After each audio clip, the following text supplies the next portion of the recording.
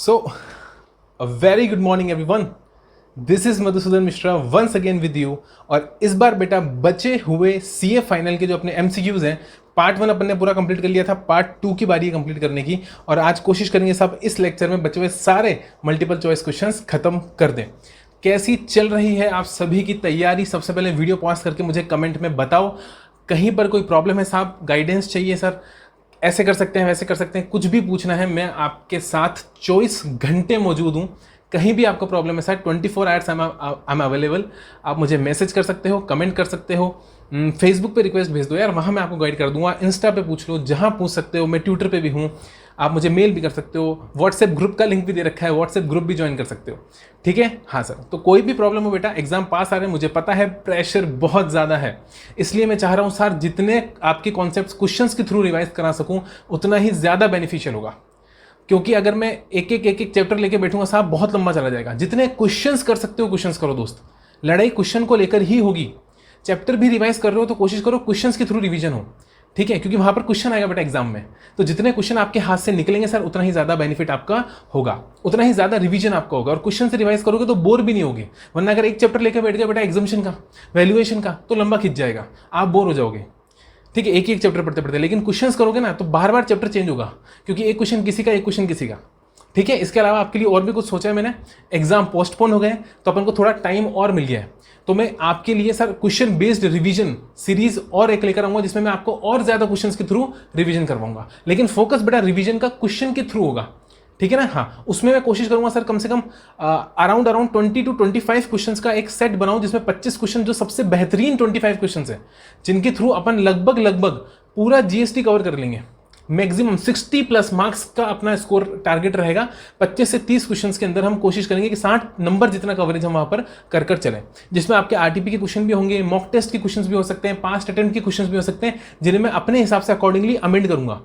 ठीक है, और अमेंड करके उन क्वेश्चंस को थोड़ा टफ बनाऊंगा और फिर आपसे पूछूंगा प्रोबेबल क्वेश्चंस होंगे साहब जो एग्जाम में आ सकते हैं, या ऐसा क्वेश्चन एग्जाम में बन सकता है, वो मैं यहां पर लाने की कोशिश करूंगा। ठीक है दोस्त, तो जुड़े रहिए साहब चैनल के साथ। और अगर आपने अभी तक बेटा चैनल सब्सक्राइब नहीं करा है तो फटाफट से जाके चैनल को पहले सब्सक्राइब करो।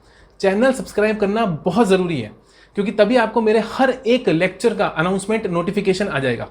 ठीक है, हाँ सर। तो फटाफट चैनल सब्सक्राइब कर लो। वीडियो पॉज करो, करा? बोलो करा कि नहीं करा? करा, हाँ सर कर लिया। चले आगे, चलो आगे। तो क्वेश्चन आ रहा है साहब हमारे पास में पार्ट 2 का, क्वेश्चन नंबर 1। चालू करें? चालू करो। और बेटा आराम से एक एक चीज को समझेंगे, डिटेल में रिवाइज करेंगे और फिर अपन आंसर निकालेंगे कि बेस्ट ऑप्शन गिवन ऑप्शंस में से कौन सा है। Messrs Korelal Printon private limited are registered person under GST in the state of Jammu and Kashmir. अच्छा सारे बच्चे बताओ, क्या जम्मू एंड कश्मीर, यहां पर रोककर पूछ रहा हूं, जम्मू एंड कश्मीर क्या स्पेशल कैटेगरी स्टेट है? बोलो, Jammu and Kashmir special category state है? बेटा स्पेशल कैटेगरी स्टेट दो तरीके से होंगे। एक होगा बेटा special category state, article number किसका? आर्टिकल नंबर बेटा आपके 279A का, जीएसटी काउंसिल वाला। सर क्या बात कर रहे हो, जीएसटी काउंसिल वाले आर्टिकल के अंदर भी स्पेशल कैटेगरी स्टेट बता रखे हैं? हाँ बता रखे हैं, खोल के देखो कॉपी, फटाफट से बुक खोलो अपनी और आर्टिकल निकालो 279 कैपिटल ए निकालो। देखो दे रखे हैं क्या? हाँ दे रखे हैं बेटा। वहां पर Jammu and Kashmir special category state है, बिल्कुल है। वहां पर जम्मू एंड कश्मीर आपका स्पेशल कैटेगरी स्टेट है कि नहीं है? है ना सर? देखा अपनी बुक में? हाँ सर है। किसकी बात कर रहा हूँ, कौन सी स्पेशल कैटेगरी स्टेट? जो 279A में दे रखे हैं बेटा। इसके बाद में स्पेशल कैटेगरी स्टेट जो होते हैं वो होते हैं आपके कौन से वाले? रजिस्ट्रेशन वाले, जो रजिस्ट्रेशन चैप्टर में आते हैं, जहां पर लिमिट की बात होती है बेटा स्पेशल कैटेगरी स्टेट्स को लेकर। हाँ सर, यानी सेक्शन 22 की बात मैं यहाँ पर कर रहा हूँ। यहाँ पर भी स्पेशल कैटेगरी स्टेट होते हैं। हाँ सर, 22(1) के प्रोवाइजो की बात कर रहा हूँ, सेक्शन 22 सब सेक्शन नंबर 1। हाँ सर, इसको ब्रैकेट से बाहर निकाल दो तो ये हो जाएगा सब सेक्शन नंबर 1। और इसका भी बेटा कौन सा प्रोवाइजो? फर्स्ट प्रोवाइजो, जिसके अंदर स्पेशल कैटेगरी स्टेट्स की बात यहाँ पर की गई है। बेटा यहाँ पर जो स्पेशल कैटेगरी स्टेट्स हैं, स्पेशल कैटेगरी स्टेट्स वो कौन कौन से हैं? बताओ फटाफट से, वो कौन कौन से स्पेशल कैटेगरी स्टेट्स हैं? सर मणिपुर, मिजोरम, नागालैंड, त्रिपुरा, बस आगे नहीं बोलना। क्या बोला? मणिपुर, मिजोरम, नागालैंड, त्रिपुरा, बस बेटा यही है। मणिपुर, मिजोरम, नागालैंड, त्रिपुरा, 4, आप ऐसे बोलो 4 ही स्पेशल कैटेगरी स्टेट्स आपके पास में हैं, जहां पर लिमिट कितनी होती है बेटा? 10 लाख, जहां पर रजिस्ट्रेशन के लिए लिमिट होती है 10 लाख रुपीज। सर उसके बाद में कौन सा आता है बेटा? उसके बाद में 20 लाख वाले आते हैं। कौन सा आते हैं? 20 लाख, जहां पर गुड्स हो या सर्विस 20 लाख ही रहेगा। वो कौन से होते हैं बेटा? वो होते हैं एपी, यूके, मेघा, सिक्किम। क्या बोला? AP Arunachal Pradesh, UK Uttarakhand, AP UK Meghalaya और फिर सिक्किम। और फिर आता है बेटा पौंडीचेरी तेलंगाना। क्या बोला? Pondicherry Telangana. Okay sir, okay, अब समझ में आ गया। इसके बाद बेटा एक और स्पेशल कैटेगरी स्टेट्स होते हैं, और वो स्पेशल कैटेगरी स्टेट होते हैं सर आपके पास कंपोजिशन वाले। और हाँ सर, कंपोजिशन के अंदर भी तो लिमिट होती है ना, 75 लाख और 150 लाख। क्या बोला मैंने? 75 लाख और 150 लाख। वहां पर जो बेटा स्पेशल कैटेगरी स्टेट आपके पास होते हैं, मैं किसकी बात कर रहा हूँ? अब मैं बात कर रहा हूँ बेटा 10-1 की। किसकी बात कर रहा हूँ? 10-1। यहां पर जो स्पेशल कैटेगरी स्टेट होते हैं बेटा, ये होते हैं आपके 8 स्टेट्स।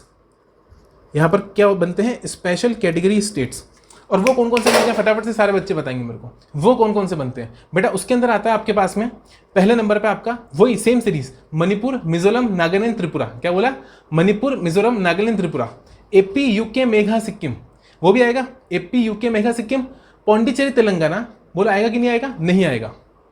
सर क्यों नहीं आएगा? क्योंकि मैंने बोला ना स्टार्टिंग के 8 ही लेने हैं, मणिपुर, मिजोरम, नागालैंड, त्रिपुरा, ये 4 हो गए। एपी यूके मेघा सिक्किम, ये 4 हो गए। यानी 4 और 4 8 स्टेट से आपके क्या बनेंगे बेटा? स्पेशल कैटेगरी स्टेट बनेंगे जब हम कंपोजिशन स्कीम की बात करेंगे। किसकी बात करेंगे? कंपोजिशन स्कीम की। कोई दिक्कत है सर? यहां तक बोल, कोई दिक्कत नहीं है। फटाफट से क्या रिवाइज कर लिया? स्पेशल कैटेगरी स्टेट का कॉन्सेप्ट रिवाइज कर लिया। देख ले फटाफट से एक बार बेटा, 279 में दे रखे हैं वो स्पेशल कैटेगरी स्टेट्स अलग हैं, ठीक है। उसमें जम्मू एंड कश्मीर आता है, आता है। उसमें जम्मू एंड कश्मीर आता है सर, यहां पर भी नहीं आता, यहां पर भी नहीं आता। यहां किसकी बात करी? सेक्शन 22 की, जिसमें क्या दे रखा है बेटा? रजिस्ट्रेशन दे रखा है। स्पेशल कैटेगरी स्टेट यहां पर लिमिट होती है 10 लाख। कौन कौन से स्टेट होते हैं? सिर्फ 4, मणिपुर, मिजोरम, नागालैंड, त्रिपुरा। यहां पर 10-1 में फिर कंपोजिशन वाले के केस में हमने स्पेशल कैटेगरी स्टेट की बात करी। यहां पर कितने होते हैं? 8, 4 और 4 8, Manipur, Mizoram, Nagaland, Tripura, AP UK Megha Sikkim, AP UK Megha Sikkim. तो ये भी अपने यहां पर कवर हो गया। यहां तक कोई दिक्कत है क्या? यहां तक कोई दिक्कत नहीं है। फटाफट से आगे क्वेश्चन को पढ़े बेटा। हाँ, अब देखो बीच बीच में अपन ने फटाफट से रिवीजन कर लिया। हैज बीन मतलब कि एक बेटा प्राइवेट लिमिटेड कंपनी है, जीएसटी में रजिस्टर्ड है। कौन से स्टेट में? जम्मू एंड कश्मीर के स्टेट में। Has been engaged in the business of offset printing, मतलब किस में एंगेज है सर? ऑफसेट प्रिंटिंग में एंगेज है बेटा। दिख रहा है आपको? हाँ सर दिख रहा है। And has been providing services to various book publishers. बेटा पब्लिशर को प्रिंटिंग की सर्विस देते हैं। पब्लिशर कौन होता है? जो बुक को पब्लिश करते हैं। मतलब एक ऑथर होता है जो बुक लिखता है, वो पब्लिशर के पास जाता है। बेटा पब्लिशर उसको सारा बाइंडिंग का, प्रिंटिंग का, जो भी डिजाइनिंग होती है बुक की फॉर्मेटिंग होती है, ये सारी सर्विसेज देता है। वो तो सिर्फ बेयर वर्ड फाइल के अंदर पीडीएफ फाइल बना के लेके जाता है। वो क्या लेके जाता है? पीडीएफ फाइल बना के लेके जाता है। किसके पास में? पब्लिशर उसको बाकी सब देगा बेटा, बाइंडिंग देगा, पेपर देगा, अगर वो पेपर चाहता है तो। अगर वो कहेगा नहीं साहब मैं ऑथर हूं, पेपर भी मैं ही दूंगा, आप तो सिर्फ प्रिंटिंग का काम करो, बोलो क्या? प्रिंटिंग का काम करो, तो वो प्रिंटिंग का काम करके दे देगा। जैसा बेटा आपको डिजाइन चाहिए ना, वैसा डिजाइन वो आपको लाके दे देगा। तो जो आपको बेटा सेट चाहिए वो सेट बना के दे देगा, ठीक है। उसका काम क्या है? किताब छपवा के आपको देने का, और आपको बेटा मतलब कॉन्टेक्स्ट ला के देने का। किताब बेचनी भी तो पड़ेगी ना, वो सर्विस वही देते हैं बेटा। वो कहेंगे हम आपकी बुक को पब्लिश करेंगे, मतलब हम उसकी मार्केटिंग भी करेंगे ताकि आपकी किताब लोग खरीदें। ओके सर, समझ में आ गया पब्लिशर कौन होता है। आगे चलो सर फटाफट जी बेटा, आगे चलो। A publisher situated in the state of Himachal Pradesh. बेटा हिमाचल प्रदेश आ रहा था क्या? मणिपुर, मिजोरम, नागालैंड, त्रिपुरा, एपी यूके मेघा सिक्किम नहीं आ रहा है, यानी हिमाचल प्रदेश भी स्पेशल कैटेगरी में नहीं आ रहा है। A registered person under GST sent content, यानी बेटा एक अपने पास में पब्लिशर है, उसने कंटेंट भेजा। किसको भेजा? Of the books to be printed by, बेटा प्राइवेट लिमिटेड कंपनी को भेजा। इसको पब्लिशर ने क्या भेजा? कॉन्ट्रैक्ट भेजा साहब कि आपको किताब छापनी है। किसको भेजा? अपनी कंपनी को भेजा, पीडीएफ फॉर्मेट में। मैंने कहा ना, पब्लिशर ने प्रिंटिंग वाले को एक पीडीएफ भेज दी, और ये पीडीएफ पब्लिशर को किसने दी होगी? ऑथर ने, जिसने किताब लिखी होगी साहब। तो जिसने किताब लिखी उसने किताब लिखकर कंप्यूटर से पीडीएफ बनाई, पब्लिशर को भेजी। पब्लिशर ने वही छपने के लिए किसको भेज दी? अपनी कंपनी को, दूसरी कंपनी को, मतलब उसी से कॉन्ट्रैक्ट हो रखा होगा। किसके साथ? कॉर्लाल प्रिंटन प्राइवेट लिमिटेड को। The publisher also sent paper worth ₹4 lakh to the printer free of cost for the purpose of printing its books on 10th of February। बेटा किसी भी साल की बात हो रही है, एक्सेस लिखा है मतलब किसी भी साल की बात हो रही है, 10 फरवरी को, आप मान लो 2020, तो 10 फरवरी 2020 को जो हमारे साथ पब्लिशर अंकल है ना, जो हिमाचल प्रदेश में रजिस्टर्ड है, इन्होंने प्रिंटिंग कंपनी को, यानी प्राइवेट लिमिटेड जो कंपनी है, 4 लाख के, कितने के? 4 लाख के कागज फ्री में भेज दिए कि साहब आप छापो। अब मुझे एक बात हो बेटा, जो कॉन्ट्रैक्ट हुआ दोनों के बीच में, इधर आओ, यहां पर मुझे समझाओ, जो कॉन्ट्रैक्ट हुआ, एक सेकेंड हटा दूं? हाँ सर, इसको 1 मिनट हटाओ, अच्छे से लिख के बताओ। हाँ, मैंने बोला सर जो कॉन्ट्रैक्ट हुआ है किसके बीच में साहब? 2 जनों के बीच में। एक तो साहब पब्लिशर अंकल, क्या बोला? एक तो पब्लिशर अंकल, और दूसरे कौन सा अंकल बेटा? Private limited company. बेटा सबसे इंपॉर्टेंट पता है क्या है? ये पता करना कि कॉन्ट्रैक्ट किस चीज का है। क्या बोला मैंने, ये पता करना साहब कॉन्ट्रैक्ट किस चीज का है। देखो कॉन्ट्रैक्ट बेटा बुक पब्लिश करने का है, प्रिंट करने का है। क्या बोला मैंने, पब्लिश इन प्रिंट, ये तो पब्लिश करके देगा, तो सिर्फ प्रिंट करने का कॉन्ट्रैक्ट है, सिर्फ प्रिंटिंग की सर्विस, मतलब सिर्फ छापना, कागज वागज नहीं साहब, सिर्फ छापना। या फिर बेटा यहां पर पूरे विद पेपर है, प्रिंटिंग विद पेपर है, प्रिंटिंग विद पेपर है। ये आपको बेटा पता करना पड़ेगा कि सिर्फ प्रिंटिंग है कि प्रिंटिंग विद पेपर है। मैंने दो कैटेगरी बना दी, कैटेगरी 1 और कैटेगरी 2 कि साहब कॉन्ट्रैक्ट सिर्फ प्रिंट का कॉन्ट्रैक्ट है या प्रिंटिंग विद पेपर का कॉन्ट्रैक्ट है। साहब मैं तो उसको दे चुका हूँ पीडीएफ, अब वो पूरी बुक छाप छपू के बाइंडिंग करा करू के मेरे को लाके दे देगा, पब्लिशर को लाके दे देगा। कॉन्ट्रैक्ट इस चीज का हुआ है, या फिर सब कुछ कौन प्रोवाइड कराएगा, पब्लिशर खुद प्रोवाइड कराएगा, और वो सिर्फ क्या करके दे देगा, छाप के दे देगा, है ना। देखो दोनों में से एक ही चीज हो सकती है। हाँ सर बात समझ में आ गई। अब अपन को इस क्वेश्चन में यही आइडेंटिफाई करना है कि कॉन्ट्रैक्ट प्रिंटिंग का हुआ है तो बेटा सिर्फ प्रिंटिंग सर्विस दी जाएगी ना, फिर तो जो कंपनी है पी लिमिटेड वो सिर्फ काय की सर्विस दे देगी, प्रिंटिंग की। ओके सर, क्वेश्चन पढ़े आगे। हाँ सर, तो यहां लिखा साहब messrs Korelal Printon private limited raised an invoice of 1.5 lakh against printing of books and return the printed books through challan to the publisher. साहब सीधी सी बात है, उसने किताबें छापी और किताब छापने की जो कॉस्ट आई, मतलब प्रिंटिंग की कॉस्ट जो आई कितने, 1.5 लाख रुपए, उसने 1.5 लाख का इनवॉइस रेज कर दिया और आपको पकड़ा दिया और किताबों को गाड़ी में रखवाया और किसके थ्रू बेटा, चालान के थ्रू रवाना कर दिया। अब यहाँ आप करेक्शन कर सकते हो बेटा, चालान के साथ ई वे बिल भी आ जाएगा। क्या आ जाएगा, ई वे बिल। वैसे बेटा ई वे बिल एग्जेम्प्ट गुड्स के लिए बनाना जरूरी नहीं है क्योंकि बुक्स एग्जेम्प्ट होती है, हालांकि फिर भी आप बनाओगे तो कोई दिक्कत की बात वहां पर नहीं है। हालांकि रूल नंबर 55 लगता है, कौन सा रूल लगता है आपको याद है ना बेटा, सीए फाइनल में हो आप, इंटर की बात नहीं चलेगी। रूल नंबर 55 जो किसकी बात करता है बेटा, कि आप एग्जेम्प्टेड गुड्स को जिन पे ई वे बिल बनाना जरूरी नहीं है, या जो फ्री ऑफ कॉस्ट बेटा एक जगह से दूसरी जगह ट्रैवल कर रहे हैं, मतलब अदर देन सप्लाई नहीं बन रही है, अदर देन सप्लाई बेटा, विदाउट कंसिडरेशन सप्लाई नहीं बनेगी। तो सप्लाई नहीं बन रही, आप फ्री सैंपल बांट रहे हो, तो फ्री सैंपल को एक जगह से दूसरी जगह ले जाने के लिए क्या करना पड़ेगा, चालान लगेगा बेटा, डिलीवरी चालान। और वो किस में लगता है, रूल 55 में लगता है। ठीक है सर, समझ में आ गया, ये भी रिवीजन हो गया। आगे बेटा क्या हुआ, the proper officer intercepted the vehicle. फटाफट सेक्शन बताओ, सारे सेक्शन बताओ। इंटरसेप्शन करने का सेक्शन कौन सा होता है, power of the proper officer की वो गाड़ी रोक कर देख सकता है, सेक्शन 68। बहुत बढ़िया जवाब, सारे बच्चों ने सही जवाब दिया। साहब कमेंट में सेक्शन देके बताओ मेरे को, कमेंट में सेक्शन देके बताओ। 68 सेक्शन 68 रिवीजन हो रहा है। हाँ सर रिवीजन हो रहा है, शानदार वाला।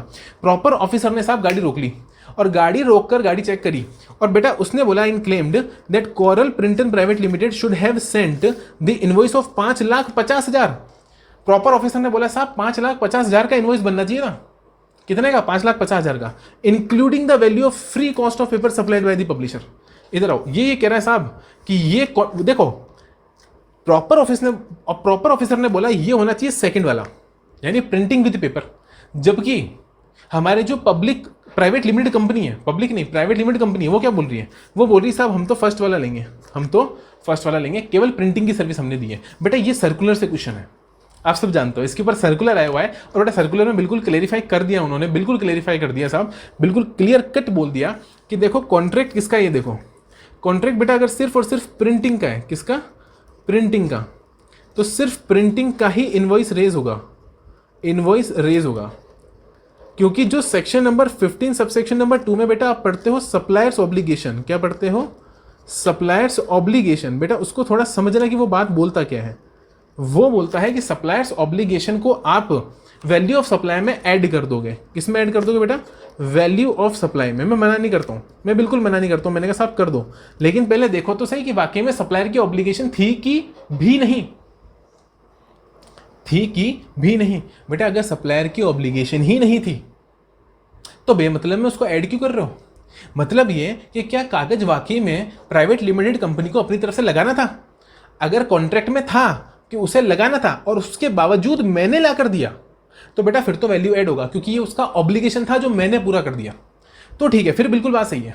लेकिन अगर कॉन्ट्रैक्ट में था ही नहीं, अगर कॉन्ट्रैक्ट में बोलो था ही नहीं कि वो पेपर लेकर आएगा, कॉन्ट्रैक्ट में ये था साहब पेपर मैं ही भेजूंगा, जैसा कि अपने केस में है, अपन फ्री ऑफ कॉस्ट पेपर भेज रहे हैं साहब, क्योंकि पेपर मुझे भेजना है, मैंने सिर्फ पीडीएफ भेजा है प्रिंटिंग के लिए। क्या बोला मैंने, फोकस करो बेटा, कैमरे का फोकस किसके ऊपर करना है, शब्द के ऊपर। कौन से शब्द के ऊपर, प्रिंटिंग के ऊपर। मेरा पूरा फोकस सिर्फ और सिर्फ एक ही शब्द पे होगा बेटा, वो होगा प्रिंटिंग।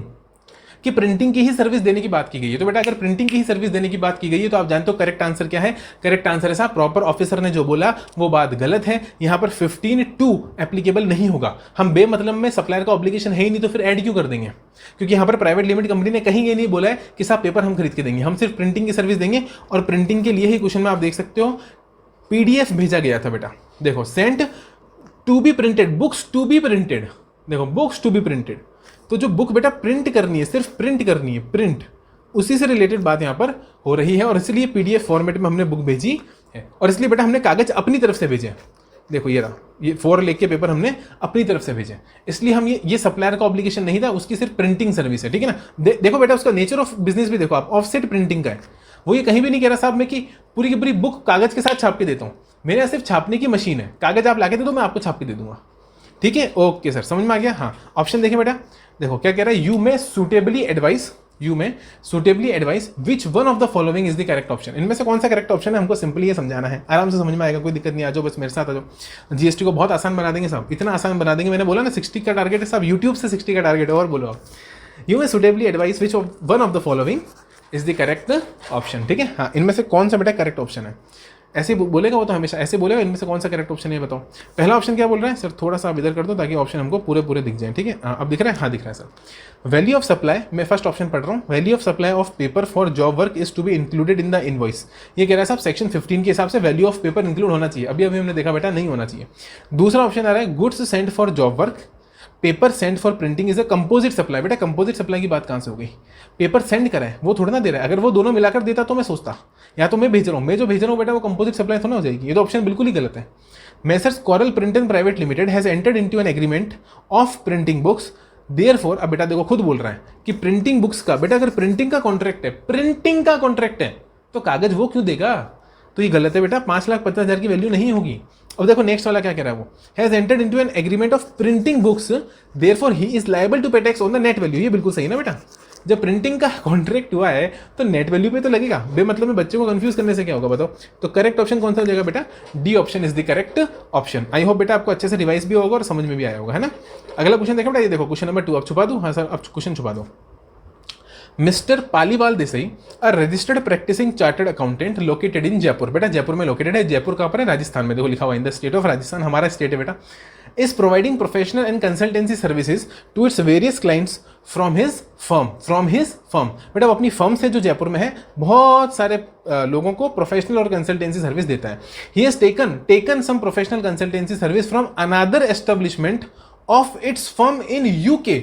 ओ बेटा रिलेटेड पर्सन की खुशबू आ रही है ना, हाँ रिलेटेड पर्सन की खुशबू आ रही है। एक्सप्लेनेशन टू सेक्शन नंबर 15, बोलो स्वाहा। क्या बोला, सेक्शन नंबर 15 का एक्सप्लेनेशन की बात हो रही है साहब, किसकी बात हो रही है, एक्सप्लेनेशन टू सेक्शन 15, जिसमें क्या बता रखा है, बोलो रिलेटेड पर्सन, और बेटा उसी के अंदर लिखा हुआ है फैमिली, उसी के अंदर फैमिली भी लिखा हुआ है। और फैमिली कहाँ डिफाइंड है, सेक्शन 2 क्लॉज 49 में डिफाइंड है, सेक्शन 2 क्लॉज 49 में डिफाइंड है। ओके फैमिली भी रिवाइज कर लिया, आ जाओ, ठीक है। हाँ he has not paid any consideration for the same, और बेटा कोई पैसा नहीं दिया, ओहो हो, खुद ने सर्विस ली। अच्छा सारे बच्चे बताएंगे import of service, import of service, मुझे बताओ इंपोर्ट ऑफ सर्विस क्या सप्लाई बनता है, हाँ बेटा बनता है, यही वो एक्सक्लूसिव क्लॉज है, याद करो यही वो एक्सक्लूसिव क्लॉज है, clause B section 7 sub section 1 clause B, import of service. Sir schedule 1 में भी तो आता है सब, वो विदाउट कंसिडरेशन की बात होती है, सब विदाउट कंसिडरेशन की बात होती है। बट मैं ये पूछ रहा हूं क्या इंपोर्ट सप्लाई है, हाँ है, विद कंसिडरेशन भी है, विदाउट कंसिडरेशन भी है, समझो ये इंपोर्ट है बेटा, ध्यान रखना। इंपोर्ट सप्लाई, जनरली सप्लाई का मतलब आप क्या समझते हो बेटा, देना, सप्लाई का मतलब होता है देना, बट बेटा ये एक एक्सेप्शन है, यहां पर लेना को भी सप्लाई बना दिया, बात को समझो। सप्लाई मतलब होता है बेटा टर्नओवर में क्या जोड़ते हैं, आउटवर्ड सप्लाई, तो अपन सप्लाई तो बोलते हैं, सप्लाई मतलब देना, लेना थोड़ी ना सप्लाई होती है, यहां पर लेना भी सप्लाई है और उस पर भी आपको ही टैक्स देना है, मतलब, और वो सिर्फ और सिर्फ लेना सप्लाई सिर्फ और सिर्फ कब बनेगा, जब आप देश के बाहर से लोगे, यानी बेटा इंपोर्ट करोगे। इंपोर्ट ऑफ सर्विस को ही सिर्फ सप्लाई बनाया गया है, बाकी देख लो आप, आपकी जो फॉर्म्स ऑफ सप्लाई ना बेटा नेचर नो, मतलब मैं कहता हूं नेचुरल फॉर्म्स ऑफ सप्लाई जो सेक्शन 7 सब सेक्शन 1 में दे रखी है, क्लॉज ए में विद कंसिडरेशन, बेटा वो 8 फॉर्म्स ऑफ सप्लाई, याद करो 8 फॉर्म्स ऑफ सप्लाई मैंने याद करा के दिए, इधर आओ फटाफट से रिवाइज करते हैं। किसकी बात कर रहा हूं, मैं बात कर रहा हूं बेटा 7(1) ए की 8 फॉर्म्स ऑफ सप्लाई, 8 के नाम याद होनी चाहिए बेटा, DSLR lefty, DSLR LEB lab और टी मेमोरी टेक्निक बना रखी है डीएसएलआर कंपनी की लैब में जहां कैमरा बनता है बेटा, वहां पर तरुण नाम के अंकल, टी तरुण नाम के अंकल काम करते हैं। मेमोरी टेक्निक बना दी। D4 disposal, L4 lease, S4 sale, R4 rent, वापस से L, पहले क्या बोला लीज, इस बार क्या बोलेंगे licensing, E exchange, B barter, T transfer. मजा आया कि नहीं आया? बहुत मजा आया सर। ये मैंने आपको बताया ये बेटा, ये सब कुछ क्या है पता है आपको? ये सब कुछ आउटवर्ड है। आप देखो डिस्पोजल, लीज, ये सब देने की बात हो रही है, लेने की बात नहीं हो रही है। इसलिए मैंने बोला कि बी एक्सक्लूसिव है, जहां पर बेटा इंपोर्ट की बात करी, और साथ में बेटा ये तो विद कंसिडरेशन बोल दिया। अगर विदाउट कंसिडरेशन लोगे, जो अपने केस में बेटा ये देखो, जो सीए अंकल था ना, सीए अंकल जयपुर में जिनकी फर्म थी बेटा, उनका एक एस्टेब्लिशमेंट और है, उनका खुद का एक एस्टेब्लिशमेंट यूके के अंदर भी है, और वहां से उन्होंने सर्विस ली, वो भी बेटा विदाउट कंसिडरेशन। तो यहां पर 71B लगेगा कि शेड्यूल 1 लगेगा बेटा? यहां पर 71C प्लस शेड्यूल 1 लगेगा, क्योंकि 71C है बेटा जो विदाउट कंसिडरेशन की बात करता है। किसकी बात करता है? विदाउट कंसिडरेशन की बात करता है। ठीक है सर। आगे बोल रहा है बेटा question, such services would have been मतलब टैक्स होती अगर आप इंडिया में लेते तो 18% से। Had they been, would have been, had they been, अगर वो इंडिया में, इंग्लिश का मजा है साहब, इंग्लिश का मजा है। क्या बोला? इंग्लिश का मजा है। होती अगर लेते तो, कहां पर? इंडिया में। किस रेट से? 18% से। ठीक है सर। हाँ। Also mister Paliwal Desai would have paid 4 lakh rupees had he had not received the said from the UK establishment। साहब अगर इन्होंने अपनी यूके एस्टेब्लिशमेंट से नहीं ली होती सर्विस, इंडिया से ली होती, तो बेटा यहाँ पर 4 लाख रुपए देने पड़ते हैं, यहाँ पर 4 लाख रुपए देने पड़ते हैं। देने पड़ते कि नहीं देने पड़ते साहब? देने पड़ते हैं। ये यहाँ पर बोला हुआ है कि अगर यहाँ से लेते तो 18% का रेट लगता, और यहाँ से लेते तो 4 लाख रुपए देने पड़ते इस सर्विस के लिए। State the liability of mister Paliwal Desai, CGST SGST act out of the following option. मेरे सारे बच्चे जानते हैं बेटा हमने किस पर्पस के लिए लिया है। सबसे पहले ये देखेंगे पर्सनल पर्पस है कि बिजनेस पर्पस है। बेटा प्रोफेशनल कंसल्टेंसी सर्विस ले रहा है तो बिजनेस पर्पस ही होगा। प्रोफेशनल कंसल्टेंसी सर्विस क्यों? क्योंकि हमारा काम भी आगे प्रोफेशनल कंसल्टेंसी सर्विस देना है, और हम पीछे से भी प्रोफेशनल कंसल्टेंसी सर्विस ले रहे हैं, रिलेटेड पर्सन से ले रहे हैं, विदाउट कंसीडरेशन ले रहे हैं। सर सारी कंडीशन फुलफिल हो रही है। 71C प्लस शेड्यूल 1 सारी कंडीशन फुलफिल हो रही है। यहां पर बेटा इस पर आरसीएम में टैक्स लगेगा, यहां पर ये अपनी वैल्यू में ऐड होगा। बोलो मतलब आरसीएम में टैक्स बनेगा नहीं बनेगा? सर बनेगा। बेटा आरसीएम में फटाफट से टैक्स निकाल के बता दो मेरे को। ये देखो यहाँ आपको नीचे ऑप्शंस में टैक्स दे रखा है। ठीक है, तो देखो टैक्स तो बनेगा बेटा, ये तो आप जानते हो। ठीक है हाँ सर। तो बेटा 4 लाख पे 18% से टैक्स बन जाएगा कितना? 72,000। और बेटा इंपोर्ट है तो IGST लगेगा, है ना, इंटीग्रेटेड टैक्स यहाँ पर लगेगा। ठीक है सर, ओके। तो करेक्ट ऑप्शन कौन सा हो जाएगा? बोलो ए। और बेटा इंटीग्रेटेड टैक्स ही बोलते हैं उसको। इंटीग्रेटेड टैक्स की डेफिनेशन बोलो। IGST कहाँ लगता है बेटा? पता है, कस्टम में लगता है। IGST में और इंटीग्रेटेड टैक्स दोनों में फर्क है, और ये मैं ऑलरेडी डिस्कस कर चुका हूँ पिछले लेक्चर्स के अंदर, तो वहां जाके देखना जरूर। ऑलरेडी डिस्कस करके हूँ बेटा, हो सकता है इसी के पिछले पार्ट में मैंने डिस्कस किया हो, है ना। Okay sir, okay. समझ में आया कि नहीं आया? आया सर। अगले क्वेश्चन पे चले दोस्त। अगला क्वेश्चन आपके पास में क्वेश्चन नंबर 3। बोलो कौन सा क्वेश्चन आ रहा है? Question number 3। क्वेश्चन नंबर 3 बोल रहा है in which of the following supplies, इसमें से कौन सी सप्लाईज के अंदर of goods and services made exclusively to government department. क्या बोला? Made exclusively to government department, agencies etcetera. मतलब बेटा ये देखो, ये कह रहा है कि इनमें से कौन सी सप्लाईज फॉलोइंग, मतलब ऑप्शन में इसने सप्लाईज दे रखी होंगी। हाँ सर, ऑप्शन में इसने सप्लाईज दे रखी होंगी। उनमें से कौन सी जो की गई हैं, किसको बेटा? एक्सक्लूसिवली की गई है, सिर्फ गवर्नमेंट डिपार्टमेंट को या गवर्नमेंट एजेंसी को, and person notified under section number 51। उनको जो बेटा कहाँ नोटिफाइड है? सेक्शन 51 में नोटिफाइड है। ठीक है sir. TDS is required to be deducted. TDS बेटा डिडक्ट करना रिक्वायर है। The amount given below are exclusive of, inclusive of कि एक्सक्लूसिव ऑफ? बेटा यही खेल जाएगा, ध्यान रखना आपके, यही खेल जाएगा, ध्यान रखना institute. Inclusive, exclusive, not in eligible. आप पढ़ लोगे एलिजिबल, आप नॉट को नजरअंदाज कर दोगे, उस पर आपका ध्यान ही नहीं जाएगा, नॉट पर। समझ रहे हो? इसलिए मैंने बोला इन शब्दों को, नॉट, इन एलिजिबल, नीदर। यहां पर क्या बोला? इनक्लूसिव, एक्सक्लूसिव, इसी का खेल है सारा। तो इन शब्दों पर MCQ सॉल्व करते वक्त आपका पूरा फोकस होना चाहिए। यहां पर इनक्लूसिव लिखा है, मतलब नीचे जो भी अमाउंट है बेटा उसमें GST इंक्लूडेड है। CA फाइनल हो दोस्त अपने, क्या है? CA final. तो लेवल भी फिर उस लेवल का होता है, ठीक है ना, लेवल भी उस लेवल का होता है। GST at the rate of 18% wherever applicable. बड़ा आसान है साहब, आराम से सॉल्व कर देंगे, क्या दिक्कत आ गई? पहला ऑप्शन देखें सर। हाँ सर, बड़ा पहला ऑप्शन बोल रहा है यहाँ पर, health department executed a contract with a local supplier to supply medical grade oxygen of ₹2.6 lakh and is making full payment. ठीक है, अगला बेटा ऑप्शन अपने पास में आ रहा है, government school is making a payment of 3.5 lakh to a supplier for supply of cooked food as mid day meal under a scheme sponsored by central government या फिर स्टेट गवर्नमेंट। उसके बाद में अगला ऑप्शन आ रहा है, municipal corporation of Calcutta purchases a heavy generator from a supplier in Delhi, now it is making payment of ₹5 lakh for such purchase. अगला ऑप्शन आ रहा है बेटा, finance department is making a payment of 3 lakh to a supplier of printing and machinery. और फिर कह रहा है बेटा, assume all other conditions for deduction of TDS are fulfilled, बताओ इनमें से सही कौन सा है। मतलब किस केस में बेटा TDS मतलब डिडक्ट होगा, मतलब ये तो पूछ रहा देखा, TDS is required to be deducted question mark, ये देखो TDS is required to be deducted question mark, मतलब इनमें से किस में TDS डिडक्ट होगा। बेटा TDS डिडक्ट किस में होगा वो तो अपन निकाल लेंगे, मैंने ऑप्शन भी पढ़ लिए, बट क्यों ना अपन बेटा सेक्शन 51 पूरा रिवाइज कर लें फटाफट, बोलो। हाँ सर सेक्शन 51 रिवाइज कर लो फटाफट से। तो बेटा फटाफट से अपन क्या रिवाइज करने वाले हैं यहाँ पर, सेक्शन 51। आ जाओ मेरे साथ सारे बच्चे, सेक्शन 51 रिवाइज करेंगे सर, सेक्शन नंबर 51। ओके बेटा सेक्शन नंबर 51 शानदार सेक्शन है, बड़ा मजा आएगा आपको रिवाइज करने में। ठीक है, हाँ सर। अब मेरी बात को सुनो बेटा, पूरा रिवाइज नहीं करूंगा, मेन कॉन्टेक्स्ट रिवाइज करूंगा जिससे आपका क्वेश्चन सॉल्व हो जाए। मेरी बात को सुनो, मैंने आप सोचो साहब पूरा सेक्शन 51 पढ़ाने वाले हो क्या है, वीडियो छोड़ के भाग जाओगे, कहोगे नहीं हमको नहीं देखनी, अरे देखनी है साहब, आ जाओ फटाफट आ जाओ। सेक्शन नंबर 51, ठीक है, अरे पूरा नहीं कराऊंगा, टाइम नहीं लगाऊंगा, फटाफट कर रहा हूँ, आ जाओ फटाफट देखो फटाफट। सेक्शन 51 की सबसे पहले बेटा देखो एप्लीकेबिलिटी, फटाफट से देखो एप्लीकेबिलिटी, मतलब एक सेकेंड, सबसे पहले मैं क्या चेक करने वाला हूँ, सबसे पहले मैं चेक करने वाला हूँ बेटा एप्लीकेबल किसके ऊपर है। तो we just have to look at something to be known as applicability.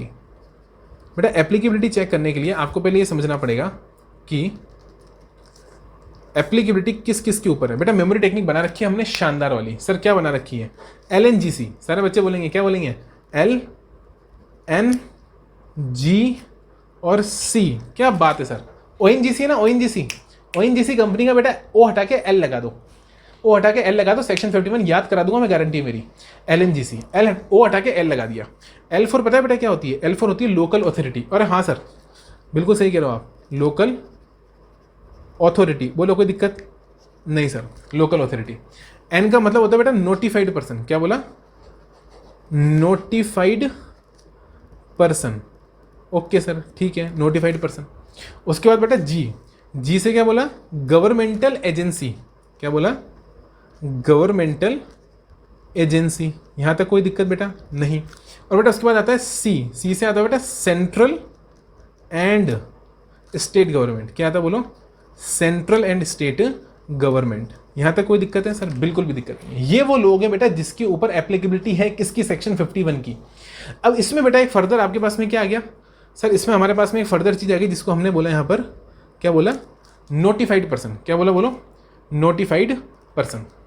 बेटा नोटिफाई किस किस को करा, तो नोटिफाई करा बेटा पास को, पास आओ ना, है ना सर, तो पास को नोटिफाई कर दिया। सर पास को थोड़ा दूर दूर लिखो, चलो बेटा मैं दूर दूर लिख देता हूँ।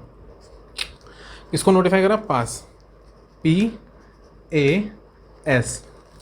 P से है बेटा पब्लिक सेक्टर अंडरटेकिंग, जिसको आप प्यार से बोलते हो बेटा PSU, यानी जितनी भी PSU है बेटा उनको नोटिफाई कर दिया। मतलब ये कि इनको अब TDS डिडक्ट करने की ऑब्लिगेशन इनके ऊपर आ गई।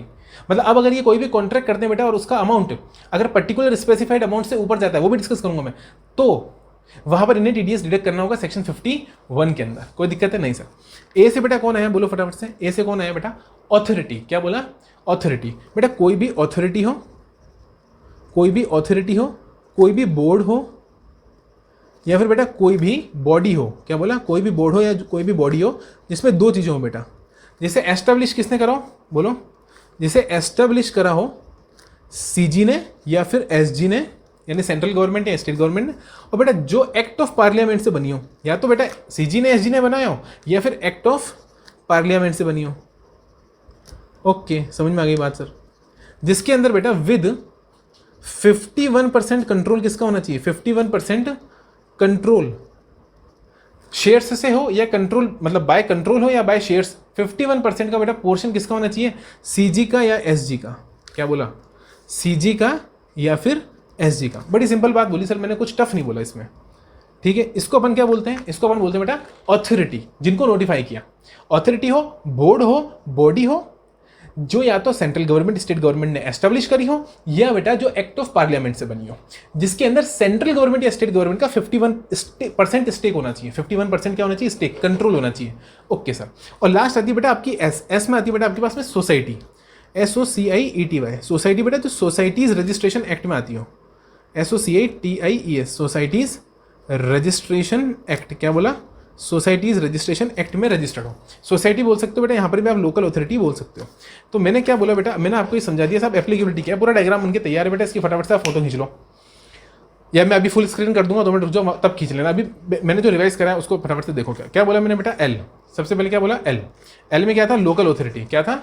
Local authority. याद करो मेरे साथ, LNGC, एल के अंदर लोकल अथॉरिटी, हाँ सर। एन के अंदर बेटा notified person, okay sir.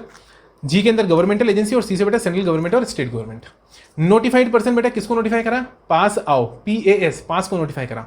P से क्या है बेटा? PSU, पी से क्या है? PSU। ए से क्या है बेटा? अथॉरिटी, बोर्ड या बॉडी, जो या तो सेंट्रल गवर्नमेंट स्टेट गवर्नमेंट के द्वारा एस्टेब्लिश की गई हो या एक्ट ऑफ पार्लियामेंट से पास हुई हो। दोनों ही केसेस के अंदर 51% कंट्रोल किसका होना चाहिए बेटा? गवर्नमेंट का होना चाहिए। एस से क्या था बेटा? सोसाइटी या लोकल अथॉरिटी, जो सोसाइटीज रजिस्ट्रेशन एक्ट में आती है। ये अपन ने एप्लीकेबिलिटी पढ़ी। क्या पढ़ी? एप्लीकेबिलिटी बेटा।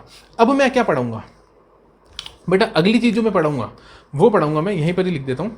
क्या पढ़ाऊंगा सर? क्या पढ़ाओगे वो बता, मैं आपको बताऊंगा कि इस पे, मतलब ये तो एप्लीकेबिलिटी है, मतलब इन लोगों को, एप्लीकेबिलिटी का मतलब क्या है कि इन लोगों को TDS डिडक्ट करना है, इनके ऊपर सेक्शन 50 में ऑब्लिगेशन है। अब देखो मेरी बात को, एक्सेप्शन, इसके बेटा एक्सेप्शन भी है। क्या बात कर रहे हो सर? हाँ, इसके क्या है? एक्सेप्शंस भी हैं। और एक्सेप्शंस क्या है पता है? हाँ सर बताओ क्या है बेटा? एक्सेप्शन होता है कि कहाँ TDS नहीं काटना है। ये तो बता दिया किसको काटना है, बट कब काटना है और कब नहीं काटना है ये भी तो बताओ। अब अगर मैं ये बता दूं कब नहीं काटना है, तो बेटा जब नहीं काटना है उसके अलावा जो भी केसेस है उनमें काटना है, उसके अलावा जितने भी केसेस हैं उसमें आपको काट के चलना है। तो सर फटाफट से बताओ कब नहीं काटना है। तो मैंने कहा सर नंबर 1 कब नहीं काटना है? जब value of supply under contract, बेटा जब value of supply under contract, जब value of supply under contract क्या हो बेटा? लेस देन, क्या बोला मैंने? लेस देन कितना बेटा? Less than 2.5 lakh. क्या बोला? Less than 2.5 lakh. ठीक है सर। तो वैल्यू ऑफ कॉन्ट्रैक्ट बेटा, value of supply under contract अगर क्या हो? Less than 2.5 lakh, 2.5 lakhs. कोई गलती बोली बेटा तो बताओ फटाफट से। नहीं सर कोई गलत नहीं है, समझ में आया? हाँ सर आया। थोड़ा सा इसको इधर कर दो sir. Okay. Value of supply under contract is less then 2.5 lakhs. बेटा नहीं कटेगा, मतलब ये एक्सेप्शन हो गया ना एक तरीके से। एक तरीके से आप इसको क्या बोलोगे? ये एक्सेप्शन है, मतलब इस केस के अंदर हमें डिडक्ट नहीं करना। और बेटा सबसे इंपॉर्टेंट है पता है क्या? और वो है बेटा, इसके साथ मैं एक चीज लिखूंगा कि लेस देन 2.5 लाख में क्या बेटा पता है? Value of supply under contract excluding GST। ओ यही तो खेल है सारा का सारा, एक्सक्लूडिंग GST। मतलब बेटा GST के अमाउंट को छोड़कर वैल्यू ऑफ सप्लाई निकालनी है। मतलब ये जो वैल्यू ऑफ सप्लाई है ना बेटा, ये वाली वैल्यू ऑफ सप्लाई, देखो ये रेड मार्कर दिख रहा है आपको? हाँ, इस वैल्यू ऑफ सप्लाई की बात कर रहा हूँ मैं। ये जो वैल्यू ऑफ सप्लाई है under the contract should be excluding the amount of GST। इस वैल्यू ऑफ सप्लाई में GST का अमाउंट नहीं होना चाहिए, और वो जो नहीं होना चाहिए उसके बाद जो वैल्यू ऑफ सप्लाई आ रही है बेटा, वो वैल्यू ऑफ सप्लाई आपके 2.5 लाख से क्या होनी चाहिए? कम होनी चाहिए। पहला एक्सेप्शन बेटा। दूसरा एक्सेप्शन सुनो फटाफट बेटा, आप इसको बोलोगे होली RCM। क्या बोलोगे? होली RCM। मतलब बेटा जहां पर RCM एप्लीकेबल हो रहा है और सामने वाली एंटिटी को ही रिवर्स चार्ज में टैक्स पे करके चलना है, वहां पर TDS काटने का कोई सवाल ही नहीं उठता, क्योंकि वहां पर टैक्स खुद ब खुद कौन दे रहा है? वहां पर टैक्स खुद बेटा रेसिपिएंट दे रहा है कि सप्लायर दे रहा है? बोलो रेसिपिएंट दे रहा है। तो जहां बेटा खुद ब खुद रेसिपिएंट टैक्स दे रहा है वहां पर कोई पर्पज नहीं होता TDS काटने का। तीसरी चीज बेटा, होली एग्जेम्प्ट सप्लाई अगर हो जाती है, होली एग्जेम्प्ट, तो बेटा जब एग्जेम्प्ट है, जब होली एग्जेम्प्ट है तो TDS कब करता है बेटा? जब टैक्सेबल होता है। जब टैक्सेबल ही नहीं है चीज, एग्जेम्प्ट है तो TDS काटने से क्या होगा बेटा? और अगली चीज होती है बेटा गवर्नमेंट टू गवर्नमेंट। क्या बोला? G2G। बेटा यही डिपार्टमेंट जो बताए गए हैं, यही किसी और ऐसे ही अपने ही किसी डिपार्टमेंट से सर्विस ले रहे हैं, यानी जहां गवर्नमेंट टू गवर्नमेंट सर्विस है दी जा रही है बेटा, वहां पर भी TDS नहीं कटेगा। तो कौन कौन से एक्सेप्शन बताया फटाफट से रिवाइज करो बेटा। 2.5 लाख से कम है एक्सक्लूडिंग GST, मेरे साथ बोलो 2.5 लाख से कम है एक्सक्लूडिंग GST। होली RCM जहां पर रेसिपिएंट ही टैक्स पे कर चलेगा, ठीक है, वहां TDS काटने का मतलब ही नहीं बेटा, क्योंकि सामने वाला टैक्स दे नहीं रहा तो पेमेंट के टाइम TDS क्यों काटूंगा। तीसरे केस कौन सा आ जाता है बेटा? Wholly exempt. क्या बोला? होली एग्जेम्प्ट, मतलब जहां पर सर्विस ही एग्जेम्प्ट, बेटा टैक्सेबल में TDS कटेगा ना, जो चीज टैक्सेबल ही नहीं उसमें TDS क्यों कटेगा। और अगले केस आ जाता है बेटा G2G। अगले केस आ जाता है G2। जी यानी बेटा गवर्नमेंट टू गवर्नमेंट, बड़ा सिंपल सा कॉन्सेप्ट बेटा। अगर गवर्नमेंट को सर्विस दे रहे हो और आप भी गवर्नमेंट ही हो तो टीडीएस काटने का, अब अपने आदमी का थोड़ा टीडीएस काट लोगे, है ना। हाँ, क्योंकि वहाँ तो बेटा देखो टीडीएस का पर्पस क्या होता है, आप इनकम टैक्स में भी पढ़ के आते हो बेटा, कंट्रोल लगाना। कंट्रोल लगाना मतलब ट्रांजेक्शन गवर्नमेंट की नज़र में आना चाहिए, क्योंकि आप टीडीएस काट के जमा कराओगे गवर्नमेंट को तो गवर्नमेंट की नज़र में आ जाएगा ना ट्रांजेक्शन। तो आपके जितने भी ट्रांजेक्शन बेटा गवर्नमेंट चाहती है उन पर हम क्या लगाएं, कंट्रोल लगाएं, नज़र लगाएं, बस ये पर्पस होता है। अब गवर्नमेंट खुद के डिपार्टमेंट को सर्विस दे रही है तो बेटा फिर वहाँ पर नजर लगाने की जरूरत है, वहाँ तो खुद के घर की बात हो रही है, घर की बात पे थोड़ा नजर लगाते हैं। तो गवर्नमेंट नजर नहीं लगाएगी। जब टैक्सेबल ही नहीं है तो एग्जाम के केस में नहीं लगाएगी। जब आरसी में साहब टैक्स देना ही नहीं है, सामने वाला ही देगा, तो फिर भी नहीं लगाएगी। और वैल्यू ऑफ सप्लाई बेटा 2.5 लाख से कम है, ताकि बेटा सब परेशान ना हो, समझ रहे हो, छोटे छोटे कॉन्ट्रैक्ट्स में फिर कंप्लाइंस ना बढ़ जाए इसलिए। तो अपन ने लॉजिक भी देख लिया, एक्सेप्शन भी देख लिया और एप्लीकेबिलिटी भी देख ली बेटा। अब एक चीज़ हो सकती है कि मैं इसको क्या कर दूंगा आपके लिए, सर इसको आप कर दो हमारे लिए ऐसे करके, ये मैंने कर दिया, थोड़ा सा कम करूँ, हाँ सर थोड़ा सा कम कर दूँ, एक सेकेंड, आई विल ट्राई। ये ठीक है, हाँ सर ये ठीक है बेटा। इसके अंदर लगभग देखो सब कुछ आ गया, हाँ सर सब कुछ आ गया बेटा। मैं फुल स्क्रीन कर रहा हूँ, फटाफट से इसका आप क्या लोगे बोलो, एक स्क्रीनशॉट ले लो मोबाइल से ही, ठीक है, ले लो फटाफट।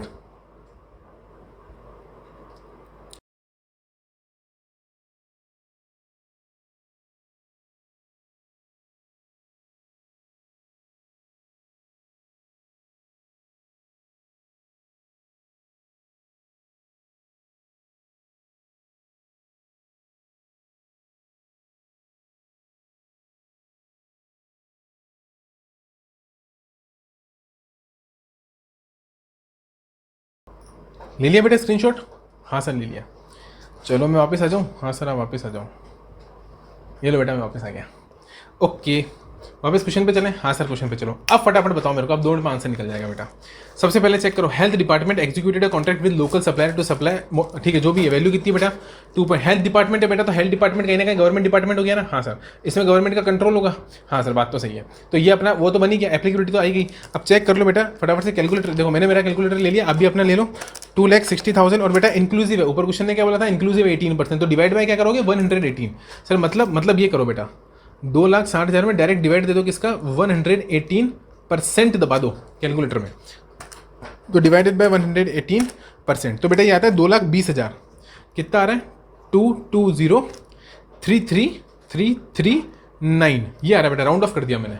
अब बताओ ये क्या 2.5 लाख से ऊपर है क्या, नहीं सर 2.5 लाख से नीचे है, और मैंने बोला था बेटा एक्सक्लूडिंग जीएसटी 2.5 लाख से अगर नीचे है तो वो एक्सेप्शन में आ जाएगा, मतलब वहाँ पर एप्लीकेबल नहीं होगा। Government school is making payment of 3.5 lakh, बेटा गवर्नमेंट स्कूल, मुझे बताना government school mid day meal के लिए जो scheme approved by central government है बेटा, पेमेंट कर रही है, मुझे सारे बच्चे बताओ सब, ये बेटा एग्जेम्प्ट है, क्या बात कर रहे हो सर, हाँ कैटरिंग सर्विस, याद करो कैटरिंग सर्विस, टीसीएस बेटा ट्रांसपोर्टेशन की सर्विस, कैटरिंग की सर्विस और सिक्योरिटी की सर्विस अलोंग विद एग्जामिनेशन की सर्विस अगर दी जाती है, किसको दी जाती है, किसी भी स्कूल को, वो भी बेटा गवर्नमेंट स्कूल जो अप्रूव्ड बाय लॉ है, जो स्कीम मिड डे मील चला रहा है बेटा, वो वहां पर 100% एग्जेम्प्ट है। और अभी मैंने आपको बताया बेटा एग्जेम्प्ट के केस में क्या नहीं लगेगा, टीडीएस नहीं लगेगा। एक्सेप्शन में था कि नहीं था, बोलो यार एक्सेप्शन में था कि नहीं था, सर एक्सेप्शन में था ना, एक्सेप्शन में, हाँ सर एक्सेप्शन में था, एग्जेम्प्ट में नहीं लगेगा। तो भले ही बेटा 3.5, देखो अगर आप टोटल लगाओगे ना तो एक इस वाले एक्सेप्शन से तो बाहर आ जाएगा, देखो मैं आपको दिखाता हूँ वापस, इस वाले एक्सेप्शन से तो बाहर आ जाएगा मालिक, ये जो फर्स्ट वाला एक्सेप्शन है, एक सेकंड, ये जो फर्स्ट वाला एक्सेप्शन है ना बेटा, अमाउंट वाला एक्सेप्शन 2.5 लाख वाला एक्सेप्शन, इससे तो ऊपर आ जाएगा। सर कैसे, डिवाइड करके देखो, 3.5 लाख डिवाइड बाय 118%, हाँ आ गया सर 2,96,000 समथिंग आ रहा है, तो 2.5 लाख से ऊपर तो आ गया, लेकिन ये कहाँ फॉल कर गया बेटा, यहाँ एग्जेम्प्ट में फॉल कर गया, क्योंकि mid day meal scheme exempt है। तो कैटरिंग की service mid day meal scheme की तहत दी जाएगी तो वो एग्जेम्प्ट होगी। तीसरा ऑप्शन कौन सा आ रहा है बेटा, municipal corporation of Calcutta purchase heavy generator from Delhi, now it is making a payment of 5 lakh for such purchase, बेटा 5 लाख का पेमेंट करा है, हैवी जनरेटर खरीदा है। आपको भी पता है क्या करना है बेटा, 5 लाख में फटाफट से डिवाइड दे दो 118% का, मैंने तो दे दिया साहब, और मेरा आ रहा है यहाँ पर 4,23,000 बेटा, 4,23,729 राउंड ऑफ कर दिया बेटा मैंने, ठीक है बेटा। लगेगा कि नहीं लगेगा फटाफट से बताओ, यहाँ पर नहीं बच सकते सर, यहाँ पर किसी भी तरीके से नहीं बच सकते। माल खरीदा है, बिल्कुल खरीदा है, कलकत्ता से खरीदा है, म्युनिसिपल कॉर्पोरेशन है बेटा, तो गवर्नमेंट अथॉरिटी हो गई, लोकल अथॉरिटी मान सकता हूँ इसको, तो यहाँ पर तो बेटा एप्लीकेबल हो ही जाएगा। और लास्ट बेटा यहाँ पर finance department is making a payment of 3 lakh to supplier of printing and stationery, वापस से चेक कर लो, फाइनेंस डिपार्टमेंट है तो डिपार्टमेंट ऑफ गवर्नमेंट ही हो गया बेटा यहाँ तो, और इसमें बेटा 118% लगा के देखोगे तो कितना आ रहा है, फटाफट बताओ, आ रहा है 2,54,000 साहब। कितना आ रहा है? 2,54,000 237 अराउंड आ रहा है बेटा। तो या बेटा यहाँ पर भी टीडीएस डिडक्ट होगा क्या? हाँ, यहाँ पर भी टीडीएस डिडक्ट होगा। तो बेटा थर्ड में भी टीडीएस डिडक्ट होगा, फोर्थ में भी टीडीएस डिडक्ट होगा। हालांकि फर्स्ट वाले में नहीं होगा, सेकंड वाले में नहीं होगा, मैंने बता दिया, लेकिन बेटा थर्ड और फोर्थ में तो होगा ही होगा। तो इसका आंसर क्या हो जाएगा बेटा? डी। देखो मेरे को तो डी दिख रहा है बेटा, ओनली थर्ड एंड फोर्थ। हाँ कि ना? हाँ सर, देखो ओनली थर्ड एंड फोर्थ। और अपने केस में बेटा अपन ने पूरा सेक्शन रिवाइज करके निकाला आंसर, और बिल्कुल सही आंसर अपना आ गया। बेटा अगर अच्छा लग रहा हो लेक्चर तो हाथ जोड़कर विनती है साहब, लाइक करो और कमेंट करके ज़रूर बताओ दोस्त, ताकि देखो आपको अच्छा लगा, आपको बेनिफिट हुआ, बट इसका पता मुझे नहीं लगेगा तो मुझे वो चीज़ समझ में नहीं आएगी। मुझे लगेगा साहब व्यूज़ नहीं आ रहे, बच्चा देख नहीं रहा, लाइक नहीं कर रहा, ठीक है साहब, उसको समझ में नहीं आ रहा, तो फिर जो मेहनत होती है साहब वो बेकार चली जाती है। और मेहनत बेकार चली जाएगी तो फिर मेहनत करने की उतनी इच्छा नहीं करेंगे साहब।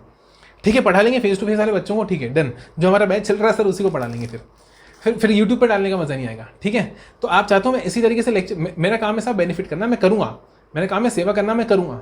देखो इतने जितने लेक्चर मैंने डाले, ओपन लेक्चर डाल रखे हैं साहब कितने सारे, फिर और आगे भी डाल रहा हूँ मैं, कंटिन्यूस बना रहा हूँ, जैसे टाइम मिलता है बनाता हूँ। तो इसलिए दोस्त कमेंट करके प्लीज़ बताओ यार, और एक शेयर कर लो साहब, सबका बेनिफिट होना चाहिए साहब। अच्छा लग रहा है लेक्चर, आपको पता है इससे बेनिफिट हो सकता है किसी का, तो उसके साथ भी इसको शेयर करो। चले सर, चलो अगला आ रहा है बेटा क्वेश्चन नंबर 4, है ना? चलो, state whether following statements are true और फॉल्स। बड़ा सिंपल है साहब, ट्रू और फॉल्स। बच्चे थे ना छोटे से, कौन सी क्लास में पढ़ते हैं सर? 5th 6th स्टैंडर्ड में पढ़ते थे, तब ट्रू फॉल्स आते थे। तो ये तो ट्रू फॉल्स तो छोटी बात है साहब हमारे लिए। Any person aggrieved by any decision और order passed by an adjudicating authority. सारे बच्चे पहले मुझे बताओ, order passed by adjudicating authority कौन से सेक्शन में आता है? बताओ, कमेंट करो फटाफट, मैं तो बता रहा हूँ, आप कमेंट करो। मैं appeal to such appellate authority. क्या बोला? देखो बेटा दो चीजें आ रही है, ध्यान देना शब्दों पर, बच्चा कंफ्यूज हो जाता है यहाँ पर। ये बोल रहा है एडजुडिकेटिंग ऑथोरिटी ने ऑर्डर दिया जिससे एग्रीव होकर मैंने अपील करी, किसमें? एपेलेट ऑथोरिटी में। ओ मतलब शब्दों पे ध्यान दो बेटा, यहाँ पर एडजुडिकेटिंग है और यहाँ पर एपेलेट है। ऑथोरिटी तो दोनों के पीछे लग रहा है, लेकिन मैंने अपील किसमें करी बेटा? Appeal to appellate authority. अब बेटा उसका सेक्शन छोड़ो, इसका सेक्शन बताओ, ये ज़्यादा जरूरी है। अपील टू एपेलेट ऑथोरिटी, बताओ बताओ बताओ। 107 याद आया? हाँ सर 107 बेटा, 107 किसका सेक्शन है? अपील टू एपेलेट ऑथोरिटी का। As may be prescribed within 3 months from the date on which the said decision और order is communicated to him. बेटा ट्रू है कि फॉल्स है? सारे बच्चे बताओगे साहब ट्रू है, बिल्कुल बिल्कुल ट्रू है बेटा। 3 महीने के अंदर अंदर ही आपको क्या करनी होती है? अपील करनी होती है। अगर आप ऑर्डर इन ओरिजिनल से परेशान हो बेटा, OIO, और ये जो सुनेगा अपेलेट ऑथोरिटी, वो क्या होगा बेटा? वो होगा ऑर्डर इन अपील। हाँ सर बात तो सही है। तो ऑर्डर इन ओरिजिनल मतलब जो ओरिजिनल ऑर्डर आपके अगेंस्ट डाला, उससे आप परेशान हो, आपको लगता है साहब डिपार्टमेंट ने आपके साथ सही नहीं करा, तो आप बेटा एपेलेट ऑथोरिटी यानी अपील्स, जैसे अपने इनकम टैक्स में होता है कमिश्नर अपील्स के पास जा सकते हो, यानी एपेलेट ऑथोरिटी में जा सकते हो। और जाने का टाइम कितना बेटा? ऑर्डर रिसीव होने से 3 महीने के अंदर अंदर आप जा सकते हो। रिसीव होने से, सर रिसीव मतलब जब से आपको डिसीजन और ऑर्डर बेटा मिल गया ना, from the date of decision और ऑर्डर आप कम्युनिकेटेड टू हिम, मतलब आपको मिल गया, आपको सुनाई दे गया, कम्युनिकेट हो गया। अगला आ रहा है बेटा, no appeal shall be filed to appellate authority unless the appellant has paid sum equal to 25। बेटा ये गलत है, आप सब जानते हो 107 में कितना लिखा है? सेक्शन 107 की बात हो रही है बेटा, यहाँ पर प्योरली 107 की बात कर रहा है।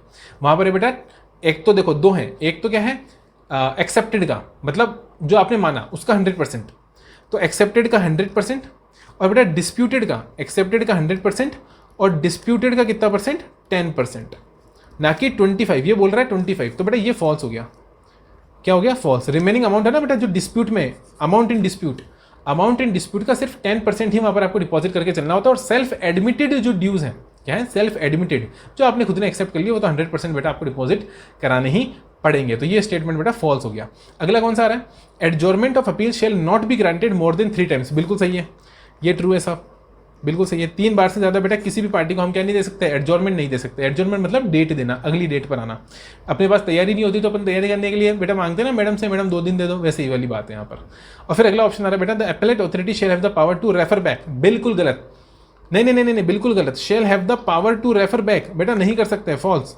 एक बात बताओ मेरे को बेटा, आपको मैडम ने मारा, आपको मैडम ने नहीं सर ने मारा क्लास के अंदर, आप किसके पास जाओगे? प्रिंसिपल के पास जाओगे। और बेटा प्रिंसिपल अगर आपको वापस सर को ही रेफर बैक कर देगी, तो सर बेटा 1 की जगह 2 मारेंगे कि अच्छा मेरी कंप्लेंट लेके गया था प्रिंसिपल के पास, प्रिंसिपल ने वापस मेरे पास ही भेज दिया, आजा शट। एक और पड़ेगी बेटा, तो प्रिंसिपल रेफर बैक नहीं कर सकती।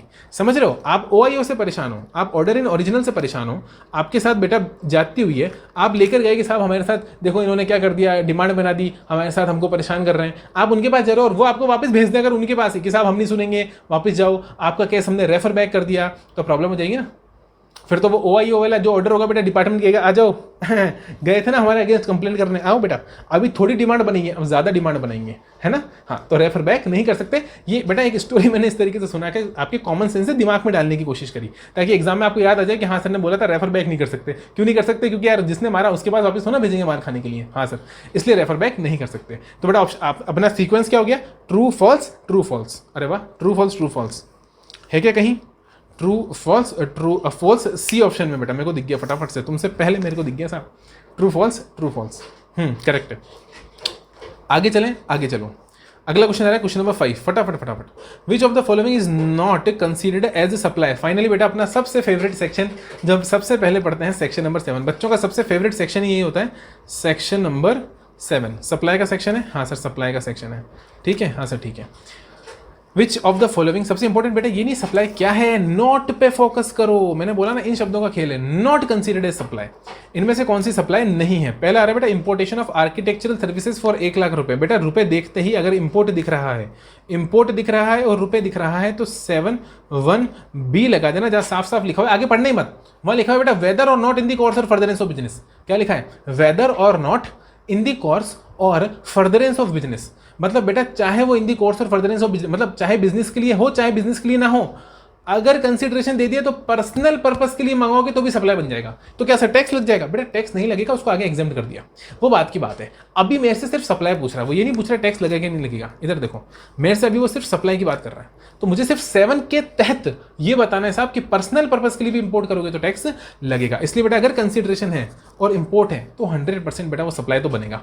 आगे आ रहा है importation of architectural services free of cost. अब यहाँ सोचना पड़ेगा बेटा, क्योंकि यहाँ फ्री ऑफ कॉस्ट हो गया, तो यहाँ चेक करना पड़ेगा शेड्यूल 1 की कंडीशंस को। यूज्ड फॉर बिजनेस पर्पस, अच्छा, फ्रॉम रिलेटेड पर्सन, तीनों condition satisfy. Free of cost है, हाँ देखो फ्री ऑफ कॉस्ट है, हाँ सर बिजनेस पर्पस के लिए, हाँ रिलेटेड पर्सन से, हाँ तीनों कंडीशन फुलफिल हो गई, सप्लाई बनेगा 100%। यहाँ पर बेटा ये सप्लाई बनेगा। पहला केस भी सप्लाई बन रहा था। तीसरा आ रहा है बेटा importation of architectural services free of cost for construction of office used for business purpose from unrelated person. बेटा ये नहीं बनेगा, रिलेटेड पर्सन से होना जरूरी है। अनरिलेटेट पर्सन आपको फ्री ऑफ कॉस्ट सर्विस दे रहा है, सोचने वाली बात है। जो आपका रिलेटेड भी नहीं है वो आपको फ्री में क्यों दे रहा है? तो वो तो कोई तुक बात नहीं है, तो लॉजिकल बात ही नहीं है बेटा। Unrelated, there is no free lunch in this world. आपका दोस्त बेटा याद करो स्कूल के अंदर आपसे कॉपी, जब आप छुट्टी लेते थे कॉपी लेते थे तो वो क्या बोलता था? बेटा 10 रुपये लगेंगे एक कॉपी। वो भी आपसे पॉकेट मनी मारता था, समझ रहे हो? तो जब बच्चा दोस्त आपको फ्री में कॉपी नहीं देता था स्कूल में, याद करो बेटा, वो उसके 10-10 रुपये लेता था एक ही कॉपी के। तो बेटा अनरिलेटेड पर्सन, वो भी विदेशी, आप इंपोर्ट कर रहे हो, अनरिलेटेड पर्सन फॉरेन में बैठा हुआ, आपको क्यों देगा साहब फ्री ऑफ कॉस्ट? सोच के देखो, नहीं देगा। हाँ बात तो सही है सर, तो ये भी यहाँ पर क्या हो जाएगा बेटा, ये यहाँ पर गलत हो जाएगा। ओके, और बेटा अगला ऑप्शन आ रहा है both A and C. Both A and C, बोलो हाँ कि ना? हाँ सर, गड़बड़ तो है, both A and C not. इनमें से बेटा वो मेरे से पूछ रहा है कौन सा नहीं है, वो पूछ रहा है कौन सा नहीं है सप्लाई। तो देखो बेटा पहला तो सप्लाई है, अपन ने टिक लगाया, ये तो सप्लाई बन रहा है, हाँ सर। उसके बाद बेटा अगला ये भी सप्लाई बन रहा है, देखो हाँ सर ये भी सप्लाई बन रहा है, तीनों कंडीशन फुलफिल हो रही है। ये सप्लाई नहीं बन रहा और कह रहा है बोथ ए एंड सी। तो बेटा ए एंड सी तो नहीं हो सकता ना, क्योंकि ए तो सप्लाई बन रहा है। हाँ, तो करेक्ट ऑप्शन कौन सा हो गया बेटा? C option is the correct option. बच्चा कहाँ कंफ्यूज हो जाएगा पता है? बच्चा सोचेगा यार ए भी सप्लाई बन रहा है, बी भी सप्लाई बन रहा है, 2 ऑप्शन थोड़ी ना आंसर हो सकते हैं, क्वेश्चन ही गलत है। अरे बेटा वो ये नहीं पूछ रहा सप्लाई कौन सा बन रहा है, वो पूछ रहा है कौन सा नहीं बन रहा है। इसलिए मैंने बोला बार बार फोकस किस पे होना चाहिए, नहीं बन रहा पे। अगला क्वेश्चन आ रहा है सर आपके पास में, question number 6। Okay, which of the following is not a supply. फिर से बेटा सप्लाई, आहा सप्लाई से बेटा जितने क्वेश्चन सॉल्व, मतलब मैं तो कह रहा हूँ जितने क्वेश्चन आ जाए उतना अच्छा, क्योंकि सप्लाई वो सेक्शन है जिसपे हम हमारी फुल कमांड है, हम पूरा सही करके आ सकते हैं। Food supplied free of cost by mister A, owner of restaurant, to his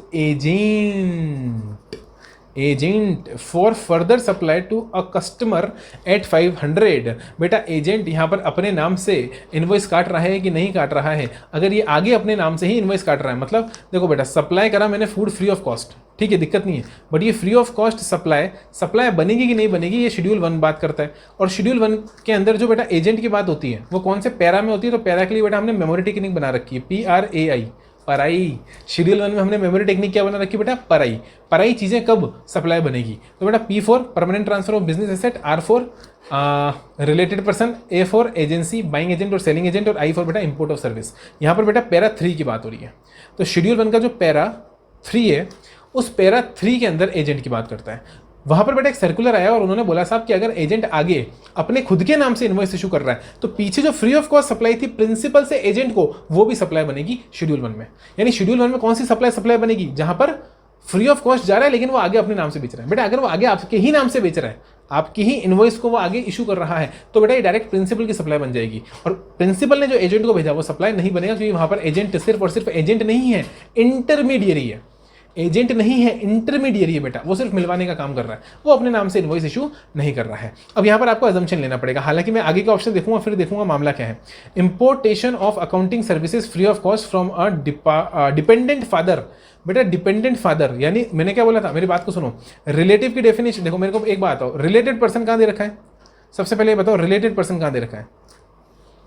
sir related person दे रखा है एक्सप्लेनेशन, एक्चुअली दूसरी कलर से लिखें सर, हाँ सर दूसरे कलर से लिखो, एक्सप्लेनेशन टू सेक्शन 15, यहां पर दे रखा है रिलेटेड पर्सन। बेटा रिलेटेड पर्सन के अंदर क्या फैमिली आता है, हाँ सर फैमिली आता है। बेटा फैमिली कहां पर डिफाइंड है, 249 में डिफाइंड है। फैमिली में क्या बोला, स्पाउस दिल में रहती है, हाँ, और बेटा दोनों बच्चे, चिल्ड्रन, स्पाउस और children, always family, blood relation हो गया ना बेटा डायरेक्ट, ऑलवेज फैमिली, हाँ के ना, हाँ सर 249 ऑलवेज फैमिली क्या ऑलवेज फैमिली, चिल्ड्रन और स्पाउस, स्पाउस है ना, हाँ सर। लेकिन आपके पेरेंट्स, आपके ग्रैंड पेरेंट्स, आपके ब्रदर और आपके सिस्टर, क्या बोला मैंने, पेरेंट्स, ग्रैंड पेरेंट्स, ब्रदर और सिस्टर, बेटा तब ही आपकी फैमिली बनेंगे जब वो आप पर होली एंड मैनली डिपेंडेंट हो। होली मतलब पूरी तरह से, मैनली भी मतलब पूरी तरह से, तो होली एंड मैनली डिपेंडेंट हो तभी वो बनेंगे। यहाँ पर बेटा फादर देखो, फादर आपका स्पाउस है क्या, नहीं सर फादर स्पाउस नहीं होता। फादर चिल्ड्रन होता है बेटा, फादर चिल्ड्रन भी नहीं होता। तो चेक करना पड़ेगा कि फादर, अच्छा फादर मतलब पेरेंट्स, पेरेंट्स बनेंगे तो सही, ग्रैंड पेरेंट्स भी बनेंगे, ब्रदर सिस्टर भी बनेंगे, लेकिन कब, जब डिपेंडेंट हो। यहाँ पर डिपेंडेंट है क्या, हाँ, और यूएस में रिजाइड कर रहे हैं, हाँ, इंपोर्ट करिए, हाँ, फ्री ऑफ कॉस्ट करिए, हाँ। बेटा रिलेटेड पर्सन हो गया, हाँ, फ्री ऑफ कॉस्ट हो गया, हाँ, इंपोर्ट हो गया, हाँ। पर्पस कौन सा है ये नहीं बताया बेटा, अकाउंटिंग सर्विस है तो पर्पस प्रोफेशनल ही होगा ना, हाँ सर बात तो सही है। तो सप्लाई बनेगा कि नहीं बनेगा साहब, ये यहाँ पर सप्लाई बन जाएगा बेटा, ये यहाँ पर सप्लाई बन जाएगा। अगला आ रहा है बेटा Rolex watch gifted to an employee, employer employee, फिर से शेड्यूल 1 रिलेटेड पर्सन बेटा, यहाँ पर पैरा 2 लग रहा है, और पैरा 2 का प्रोवाइजो है जहाँ पर 50,000 की लिमिट दे रखी है, 50,000 तक कर सकते हो, और क्योंकि 50,000 तक फिक्स 50,000 तक ही करिए, तो बेटा ये सप्लाई नहीं बनेगा, ये सप्लाई नहीं बनेगा। तो बेटा बी सप्लाई बन रहा था, ये सप्लाई नहीं बन रहा है। और लास्ट आ रहा है बेटा a machinery given free of cost to an employee on which ITC has been availed. बेटा ये आ गया आपका para 1, permanent transfer of business asset on which ITC has been availed. तो अगर आईटीसी अवेल करा है और उसका परमानेंट ट्रांसफर करा है बेटा, क्या सप्लाई बनेगा, ये भी सप्लाई बनेगा। तो बेटा ये भी सप्लाई बनेगा, हाँ, बी वाला भी सप्लाई बनेगा, हाँ। और बेटा क्योंकि सी वाला सप्लाई नहीं बनेगा तो मैं अज्यूम करूंगा कि एजेंट भी क्या कर रहा होगा, इनवॉइस पर ही इशू कर रहा होगा खुद के, तो ये भी सप्लाई बन जाएगा। तो यहां पर ए ऑप्शन सप्लाई बन रहा है, बी बन रहा है और डी भी बन रहा है। और क्वेश्चन मेरे से पूछ रहा है कौन सा सप्लाई नहीं बन रहा है, तो करेक्ट ऑप्शन कौन सा हो जाएगा, सी बेटा, C is the correct option. Sir black pen से कर दो आप, C is the correct option. ठीक है सर, समझ में आ रहा है कि नहीं आ रहा बताओ, समझ में आ रहा है ना, हाँ सर। कोई भी चीज़ नहीं है समझ में, कमेंट बॉक्स जिंदाबाद कर दो कमेंट। अगला कौन सा आ रहा है, क्वेश्चन नंबर 7 बेटा, Mrs. Reena is a consultant. She has provided the following details relating to services provided and received by her. बेटा कौन कौन सी सर्विस रीना जी ने प्रोवाइड करी है और कौन कौन सी सर्विस उसने रिसीव करी है, उसकी डिटेल उसने आपको यहाँ पर बताई है, और वो कौन है, कंसल्टेंट है बेटा। Supply of management consultancy services, क्या बात है बेटा, 5 लाख पर एनम, मतलब पूरे सालाना 5 लाख का इन्होंने मैनेजमेंट कंसल्टेंसी करी है। अकाउंटिंग सर्विसेज बेटा इन्होंने 2 लाख की दी है। नीचे चले, हाँ बेटा इन्होंने रेंटिंग 10,000 पर मंथ है बेटा, तो फटाफट से क्या कर दो, 12 से मल्टीप्लाई करा दो, तो बेटा 1,20,000 हो जाता है। Okay, management consultancy services provided, renting बेटा इमूवेबल प्रॉपर्टी की करिए रेजिडेंशियल पर्पस के लिए, यानी ये कौन सी सप्लाई होगी, एग्जाम्प्ट सप्लाई। बेटा एग्जाम्प्ट हो कोई सी भी हो, मुझे फर्क पड़ता है क्या, नहीं। टू ए हॉस्पिटल 1 टाइम, मतलब बेटा ये 50,000 हो गया, ठीक है। Services provided to a client outside India, ये एक्सपोर्ट हो गया बेटा, लेकिन ये पर मंथ है, ओहो ध्यान देना, पर एनएम और पर मंथ, बेटा यह गलत हो जाएगा, ध्यान रखना। पर एनएम और पर मंथ में बहुत फर्क हो जाएगा। एक बार जोड़ लिया सिर्फ 10,000 या 50,000 तो गलत हो जाएगा। इसको 12 बार जोड़ना है, मतलब 12 से मल्टीप्लाई कराना है, क्योंकि ये क्या है बेटा, बोलो 12 5 जा 60 सर, और फिर आगे 1 0 और फिर बेटा आगे 3 0 यानी 6 लाख। तो 6 लाख का इन्होंने बेटा एक्सपोर्ट यहाँ पर कर दिया। Services received from a lawyer 1 lakh. मेरे से क्वेश्चन क्या पूछ रहा है बेटा, एग्रीगेट टर्नओवर। मेरे को तो बेटा क्वेश्चन पढ़ते वक्त ही समझ में आ गया था एग्रीगेट टर्नओवर, डेटा देख के पता लग जाएगा बेटा आपको।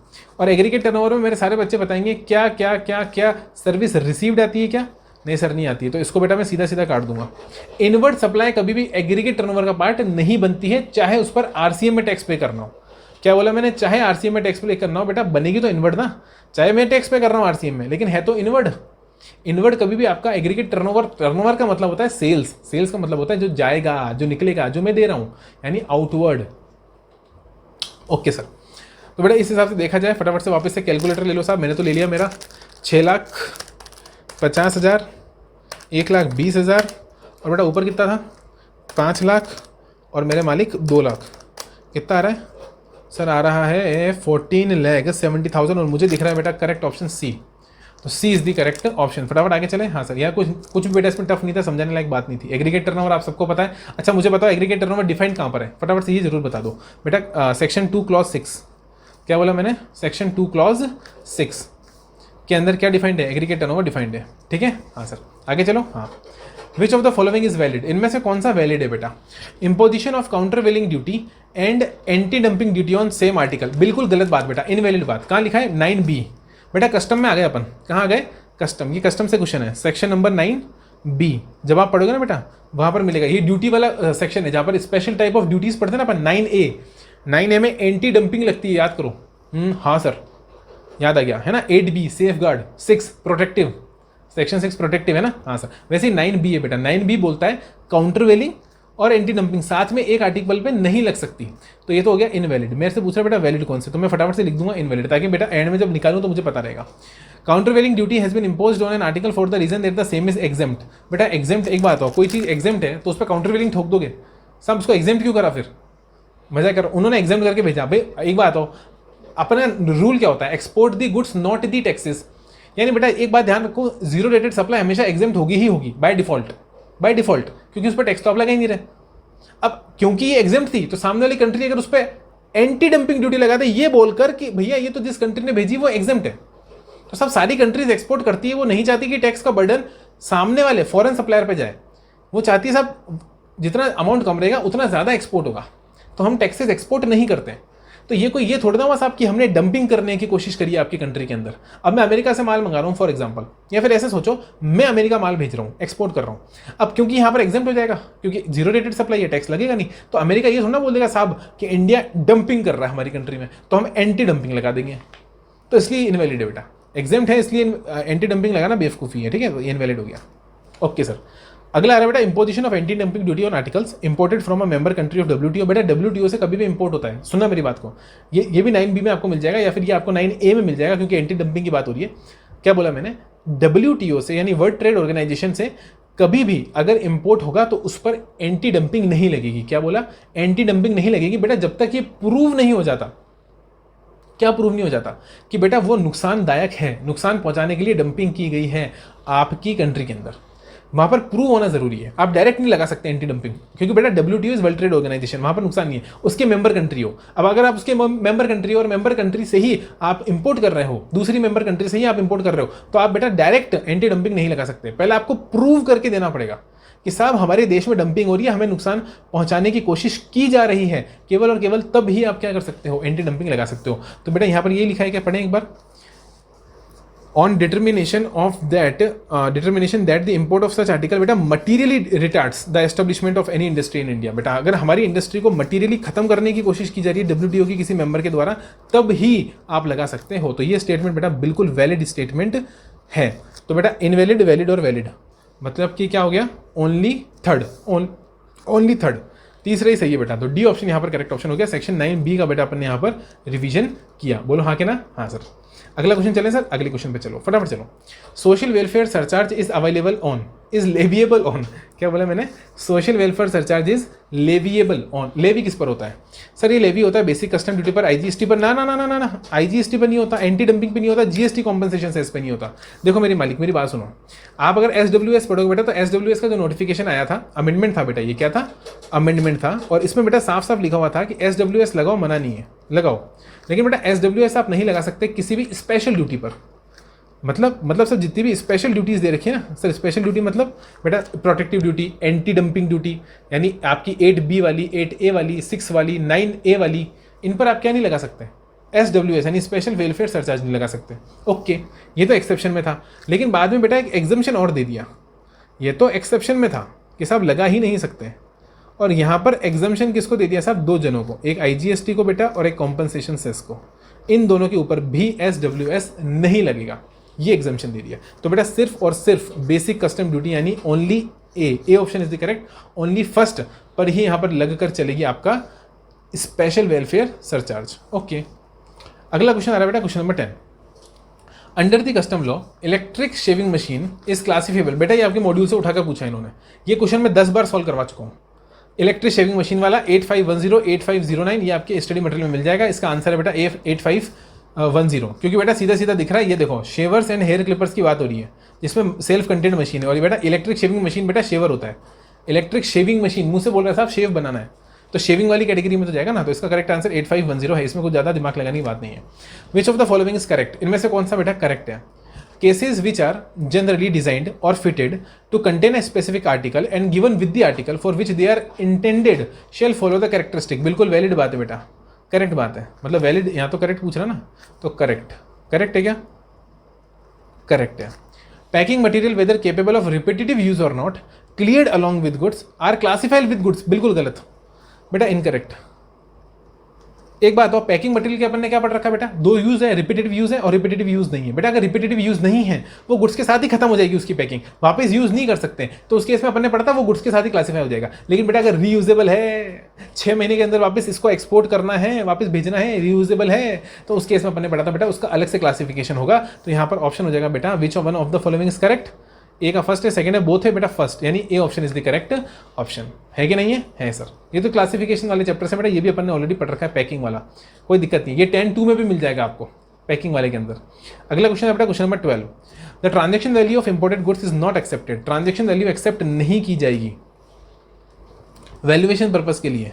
कब when the use of the imported goods by the buyer is subject to the restriction, बेटा रेस्ट्रिक्शन बिल्कुल सही है, नहीं की जाएगी बेटा, ये बिल्कुल सही ऑप्शन है। अगर सामने वाले ने रेस्ट्रिक्शन लगा रखी है, पता है आपको, हम कुछ कंडीशंस पढ़ते हैं, हाँ सर पढ़ते हैं, उन 4 कंडीशन पढ़ते हैं बेटा। वहाँ पर होता है कि अगर बायर आगे से मतलब सेलर, हाँ बायर नहीं बेटा सेलर, मैं तो खरीद रहा हूँ ना, तो सामने वाला सेलर है जो जिस कंट्री से मैं खरीद रहा हूँ बेटा, अगर वो रेस्ट्रिक्शन लगा के दे रहा है कि आप इसको इस पर्पज़ के लिए ही इस्तेमाल कर सकते हो और इन पर्पजेस के लिए अपने कंट्री में इस्तेमाल नहीं कर सकते हो, बेटा वहाँ पर एक बात ध्यान रखना, आप ये रेस्ट्रिक्शन लग गया बेटा, यहाँ पर जो वैल्यू होगी वो बेटा डिफर करेगी, तो इसका वैल्यूएशन करने के लिए वैल्यूएशन रूल्स में जाना पड़ेगा, वैल्यू एक्सेप्ट नहीं की जाएगी।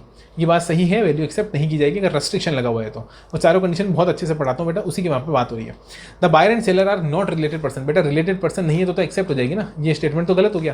Price is not the sole consideration, ये भी सही है, तो बेटा यहाँ क्योंकि मेरे से नोट पूछ रहा है ना, नॉट एक्सेप्टेड कब एक्सेप्ट नहीं होगी, तो एक तो इस केस में एक्सेप्ट नहीं होगी और एक इस केस से, बट अगर दोनों रिलेटेड नहीं है तो एक्सेप्ट हो जाएगी ना। तो फर्स्ट एंड थर्ड मतलब बेटा option number A is the correct option. बेटा ये वैल्यूएशन था कहाँ पर, आपके कस्टम के अंदर। Okay, question number 13। The relevant date for determining rate of exchange, बताओ फ्रेश ताजा रेट लेना होता है। Date of bill of entry, क्या बोला, date of bill of entry बेटा, date of bill of entry, presentation of bill of entry. जिस तारीख को बेटा आप ये देखो, ये वेयर हाउस से बेटा यहाँ पर आकर आप गेट पे खड़े हो जाओगे और अपनी बिल ऑफ एंट्री प्रेजेंट करोगे उनके सामने, ये लो पकड़ो, वो डेट जो भी रेट होगी उस रेट ऑफ एक्सचेंज को लिया जाएगा। ध्यान रखना यहाँ पर एक याद रखो बेटा, फ्रेश रेट लिया जाता है, जो सबसे लेटेस्ट रेट है वही रेट ऑफ एक्सचेंज लिया जाता है। और सबसे लेटेस्ट मतलब जिस तारीख को बिल ऑफ एंट्री फाइल कर रहे हो बेटा, वही तारीख को तो ड्यूटी का पेमेंट करोगे ना, तो जिस दिन ड्यूटी का पेमेंट कर रहे हो उस दिन, मतलब जिस दिन बिल ऑफ एंट्री फाइल कर रहे हो उसी दिन का हम क्या लेकर चलते हैं, रेट ऑफ एक्सचेंज लेकर चलते हैं। तो date of presentation of bill of entry is the correct answer. अगला क्वेश्चन कौन सा है, question number 14। Which of the following is or are not correct for identical goods, बेटा आइडेंटिकल गुड्स कहाँ डिफाइंड है पहले बताओ, 2(1)D में 2 1 डी में आइडेंटिकल गुड्स डिफाइंड है, फॉर वैल्यूएशन में से कौन सा मतलब सही नहीं है, नॉट करेक्ट। देखो फिर से गलती करोगे, हर जगह घुमाया हुआ बेटा क्वेश्चन को, सीधा नहीं पूछ रहा है, उल्टा पूछ रहा है। Identical goods are same in all respects including physical characteristics, quality, reputation as the goods being valued except minor differences. ये बात बिल्कुल सही है, ये बात बिल्कुल सही है बेटा। All respect, same in all respect होना चाहिए, क्योंकि आइडेंटिकल बोल रहा है बेटा, सिमिलर नहीं बोल रहा। सारे रेस्पेक्ट में सेम होना चाहिए, चाहे वो फिजिकल हो, चाहे वो क्वालिटी हो, रेपुटेशन हो, हर तरीके से। Except for minor, minor difference चल सकता है साहब, कलर अलग चल सकता है। उसका फोन जो था वो ब्लैक कलर का था, मेरा फोन जो है वो व्हाइट कलर का है, चलेगा, लेकिन है एप्पल आईफोन प्रो, एप्पल नहीं बनाया है, सेम कंट्री में बनाया है और सेम क्वांटिटी में मंगाया है, सब कुछ सेम है बेटा, वो आइडेंटिकल गुड्स कहलाएगा। Identical goods can be produced in any country, बेटा ये गलत है। अभी अभी बोला मैंने, क्या बोला, सेम कंट्री में, अमेरिका के, अमेरिका में एप्पल आईफोन बनना चाहिए। अगला ऑप्शन आ रहा है, identical goods are produced by same person who produce the goods being valued or where no such goods are available, goods produced by a different person. ये बात भी सही है। तो बेटा यहाँ पर क्या हो गया मुझे बताओगे, फर्स्ट और थर्ड, फर्स्ट और थर्ड। बेटा ऑप्शन नंबर बी दिखाई दे रहा है, फर्स्ट और थर्ड। हाँ सर, ये ऑप्शन गलत है बेटा, कंट्री वाली बात तो गलत है, कंट्री भी सेम होनी चाहिए। तो यहाँ पर फर्स्ट और थर्ड ऑप्शन अपना सही हो जाएगा, ठीक है। हाँ सर, अगले क्वेश्चन में चलें, चलो क्वेश्चन नंबर, लो खत्म। लो भाई साहब, आपके 14 सेट बेटा, ये सेट सेकंड भी आपका यहाँ पर खत्म हो गया। लगभग अपन को कितना टाइम लग गया बेटा, 1 घंटा 5 मिनट। अब क्या लेंगे बेटा, एक छोटा सा टी ब्रेक। टी ब्रेक तो नहीं बोलेंगे साहब, टी तो टाइम लग जाएगा, पानी पी के आते हैं, ठीक है। मैं भी यहाँ पर पानी पीऊंगा, आपको भी पानी पीना है। कितनी देर का ब्रेक लेंगे मालिक, ज़्यादा से ज़्यादा 3 मिनट का, ठीक है। 3 minutes break, will come after 3 minutes, okay बेटा। चलो फटाफट से ब्रेक ले लो। और नोटिंग करनी है कि किसी चीज़ की, सर नोटिंग नहीं करनी है, तो मैं ब्रेक लगा देता हूँ, ठीक है। चलो टी ब्रेक, बाय बाय।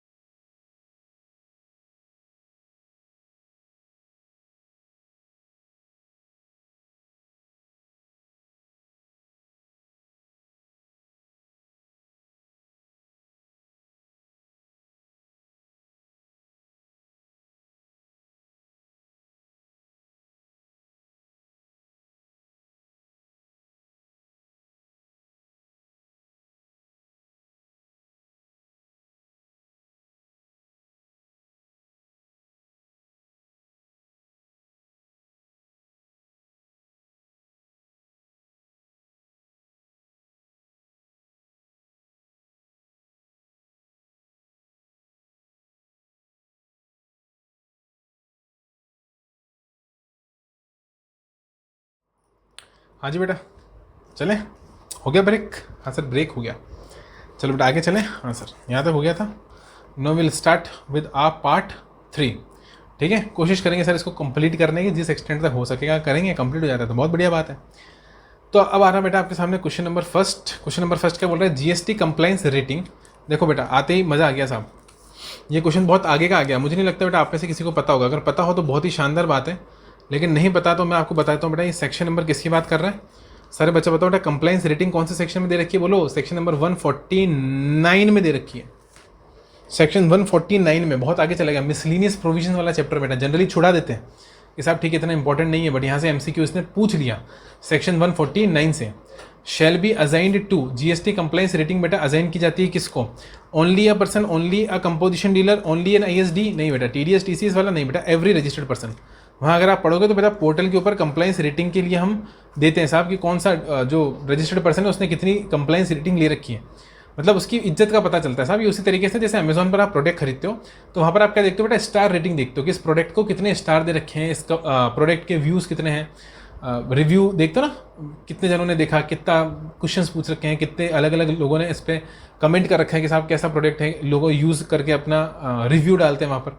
उसी तरीके से है बेटा यहाँ पर कि जो भी सप्लायर होगा उस सप्लायर के रिस्पेक्ट में यहाँ पर क्या होगा? बोलो क्या होगा? कंप्लाइंस रेटिंग, मतलब वो उसकी कंप्लाइंस रेटिंग मतलब वो बंदा कितना कंप्लाइड है, ठीक है, कितना अच्छे से कंप्लाई करता है प्रोविजंस को, वो बात यहाँ पर की जाएगी। ओके ओके सर, अगले में आ जाए, अगले में आ जाओ sir. Question number 2, anti profiteering बेटा क्या बोल रहा है? Anti profiteering, national anti profiteering authority, section कौन सा है? 171। Okay, where the National Anti-Profiteering Authority determines that a registered person has not passed, oh पाप गया सब पाप, not passed the benefit of ITC to the recipient by way of commensurate reduction in price। बेटा अगर उसने, बेटा एक बात तो रेट कम हो गया था, मैंने क्या बोला? रेट कम हो गया था, बट उसने आगे इस चीज़ का बेनिफिट पास ऑन नहीं करा। अगर रेट रिड्यूस हो गया था तो बेटा इसका उसको कस्टमर को बेनिफिट पास ऑन करना था। अगर उसने नहीं करा तो क्या रिडक्शन इन प्राइसेस का ऑर्डर दिया जा सकता है? हाँ। इंपोजिशन ऑफ प्रेस्क्राइब्ड पेनल्टी लगाई जा सकती है? हाँ। कैंसिलेशन, हाँ बेटा कैंसिलेशन तक किया जा सकता है। ये तीनों पावर एंटी प्रॉफिटरिंग अथॉरिटी को 171 देता है। Which of the above options are correct? बेटा तीनों करेक्ट है, बी ऑप्शन, तीनों करेक्ट है। आप आराम से देखना, ये तो बहुत सिंपल है, 171 खोलते ही दिख जाएगी आपको ये तीनों चीजें। ठीक है सर। हाँ, अगला बेटा question number 3, Sukanya, a registered supplier failed to pay GST amounting to rupees 5,000 Sukanya, a registered supplier, failed to pay GST amounting to 5,000 for the month of January. The proper officer imposed a penalty on Sukanya for failure to pay tax. Sukanya believes that the minor breach and in accordance with the provisions of 126, बेटा minor breach का provision नहीं है 126 के अंदर, no penalty is imposable for minor breach. बेटा बिल्कुल सही है, माइनर ब्रीच के लिए पेनल्टी नहीं लगती, आप भी जानते हो बेटा। लेकिन मजे की बात यह है कि ये 5,000 का हो गया बेटा, वहाँ लिखा हुआ है लेस देन 5,000। ये बहुत मजे वाला क्वेश्चन है, बहुत मजे वाला क्वेश्चन है। लेस देन 5,000 लिखा हुआ है तो दिक्कत क्या होती है बेटा? फिक्स 5,000 का भी अगर आपने नुकसान कर दिया, मतलब अगर 5,000 का भी आपने जीएसटी पे नहीं करा या 5,000 तक की अगर आपने ब्रीच कर दी, क्या बोला? 5,000 फिक्स अमाउंट की भी ब्रीच कर दी, फिक्स अमाउंट की बात हो रही है यहाँ पर, तो भी बेटा आप पर वो पेनल्टी एप्लीकेबल हो जाएगी। क्योंकि रीजन ये है कि माइनर ब्रीच तब माना जाएगा बेटा जब लेस देन होगा। क्या बोला मैंने? जब लेस देन 5,000 होगा। फिक्स 5,000 है तो वो माइनर ब्रीच नहीं है। ये बेटा एक छोटा सा यहाँ पर आप कह सकते हो कैच, मतलब छोटा सा एक खेल खेल गया आपके साथ इंस्टीट्यूट, किसके ऊपर? फिक्स के ऊपर और लेस देन के ऊपर। इसलिए मैं कहता हूँ बेटा कभी कभी इस तरीके से भी खेला जा सकता है, तो ध्यान रखना। फिक्स 5,000 अगर हुआ बेटा, फिक्स 5,000, तो वो माइनर ब्रीच बनेगा कि नहीं बनेगा? नहीं बनेगा, वो मेजर ब्रीच बन जाएगा, वहाँ पर पेनल्टी लग जाएगी। तो यहाँ क्या बोल रहा है बेटा? ये देखो, अप टू गलत बात, नील गलत बात, बेटा ये ऑप्शन सही है। Penalty is leviable since breach is considered as minor breach only if the amount is less than 5,000। बेटा माइनर ब्रीच तभी माना जाता है जब अमाउंट 5,000 से कम हो। फिक्स 5,000 हुआ तो भी लगेगा। 126 की बात हो रही है बेटा, किसकी? 126 की। आगे चलें। हाँ sir, maximum and minimum limit for, बेटा क्या पूछ रहा है? मैक्सिमम और मिनिमम लिमिट पूछ रहा है, किसकी पूछ रहा है? देखें एक बार। हाँ सर, मैक्सिमम मिनिमम लिमिट, ओहो कंपाउंडिंग की बेटा 138, ये रहा अंडर सेक्शन 138, 3 गुना बेटा, 3 टाइम्स। सुनो मेरी बात को, 3 टाइम्स करना है। क्या करना है? 3 टाइम्स। और बेटा मैक्सिमम लगेगी, मैक्सिमम मतलब साहब 50,000 को कर दो यहाँ पर 3 गुना, मतलब 1.5 लाख, और बेटा 50% को कर दो 1.5 गुना, यानी 150%, और हायर, दोनों में हायर। ये देखो आ जाओ। मैक्सिमम मिनिमम, मिनिमम क्या है बेटा? हायर ऑफ 50% और 1 लाख, हायर ऑफ 50% और 30,000। हाँ हाँ हाँ हाँ हाँ हाँ, oh sorry sorry sorry sorry sorry, मतलब सब 50,000 नहीं, 30,000 की बात होती है। आई एम रियली सॉरी, साहब माफ़ करोगे सर को? हाँ सर, सर को माफ़ कर देंगे हम। आ जाओ बेटा, 10,000 की बात हो रही है यहाँ पर। किसकी? ये कॉमा हटा दो। इट 10,000 बेटा, और 3 से मल्टीप्लाई करके कितना हो जाएगा? 30,000। ओके 30,000, ठीक है। हाँ सर, क्या बोला मैंने? 10,000 और 30,000। तो बेटा यहाँ पर देखो, ये देखो, हायर ऑफ 50% और 10,000 विच एवर इज हायर, मतलब कि इन दोनों में से जो भी क्या होगा? हायर। ये किसकी बात करी? मिनिमम की बेटा। और इसको मैक्सिमम करने के लिए 3 टाइम्स कर दो, ये मैक्सिमम की बात हो जाएगी। ये किसकी बात हो जाएगी? मैक्सिमम की। ये डायग्राम बना लो बेटा आप फटाफट से, ठीक है। तो मैक्सिमम में क्या हो जाएगा बेटा? हायर ऑफ 150% और 30,000। बिल्कुल सही है बेटा, ऑप्शन ए ही सही है, आगे जाने की आपको जरूरत ही नहीं है। और ए option is the correct option, ठीक है। ये लोअर की बेटा गलत बात है। और बेटा देखो, ये देखो, फिर लोअर कर दिया, लोअर गलत बात है बेटा, लोअर नहीं होगा। और डी ऑप्शन में भी लोअर दे रखा है, लोअर है ही नहीं बेटा। मिनिमम देखो चाहे मैक्सिमम देखो बेटा, कंपाउंडिंग के लिए लिमिट अगर आप देखोगे तो मिनिमम लिमिट हो, क्या बोला मैंने? मिनिमम लिमिट हो चाहे बेटा मैक्सिमम लिमिट हो, दोनों में क्या आता है? देखो ये हायर आता है बेटा, जो एरो बनता है ना, वो एरो कुछ इस तरीके से बनता है, हायर का एरो बनता है। यहाँ पर भी आप देख सकते हो बेटा, जो एरो बनेगा वो हायर का एरो बनेगा मालिक। अरे ऊपर आ जा भाई। हाँ ये देखो, ये एरो जो बनेगा बेटा वो हायर का ही एरो बनेगा। ये देखो मैंने बनाया ना, देखो ये हायर का ही एरो बनेगा, ठीक है। हाँ सर ठीक है, चले आगे। ओके, ये तो बिल्कुल सिंपल है यार, कंपाउंडिंग तो पढ़ रखा है ना 138 में, कोई दिक्कत तो नहीं है। अरे वो 50,000 गलती से था, ये 10,000 और 30,000 ठीक है, ठीक है ओके। चले, हाँ फिफ्थ कौन सा आ रहा है? Mister A, a sole proprietor has to appear before the appellate authority. Okay बेटा, डिफरेंस पता है आपको क्या है? देखो मैं आपको बताता हूँ। He decides to appear through authorised representative. बेटा इसका पता है आपको, थोड़ी देर पहले भी एक कुछ ऐसा कुछ आया था, OIO, याद है कुछ? हाँ, सेक्शन कौन सा लगा था? 107। अपीयर, अपीयर मतलब appeal, appeal to appeal authority, authority का सेक्शन था बेटा 107। अपील टू एपेलेट अथॉरिटी का सेक्शन कौन सा था? 107। हाँ ठीक है sir. He decides to appear through authorised representative. ओ, अपीयर थ्रू ऑथराइज्ड रिप्रेजेंटेटिव, बेटा इसका भी सेक्शन है। क्या बात कर रहे हो सर? हाँ 116 याद करो, 116 116 सेक्शन है किसका बेटा? ऑथराइज्ड रिप्रेजेंटेटिव का। कि ऑथराइज्ड रिप्रेजेंटेटिव कौन हो सकता है और कौन नहीं हो सकता है। याद करो बेटा, गवर्नमेंट से निकाला हुआ आदमी, इंसॉल्वेंट आदमी, कन्विक्टेड बाय कोर्ट वाला आदमी, ये नहीं हो सकते। क्या नहीं हो सकते? ऑथराइज्ड रिप्रेजेंटेटिव नहीं हो सकते। Which of the following persons can be appointed as authorised representative of mister A under GST law? बेटा ये तो सिंपल क्वेश्चन है, मुझे नहीं लगता इसमें कुछ टफ है, बिल्कुल सिंपल सी बात बोली बेटा। डिसमिस फ्रॉम गवर्नमेंट नहीं हो सकता, एडजज इंसॉल्वेंट नहीं हो सकता, प्रैक्टिसिंग हाई कोर्ट एडवोकेट हो जाएगा बेटा, ऑल ऑफ द अबव नहीं हो सकता। करेक्ट ऑप्शन हो जाएगा मुकुल, अ प्रैक्टिसिंग हाई कोर्ट एडवोकेट।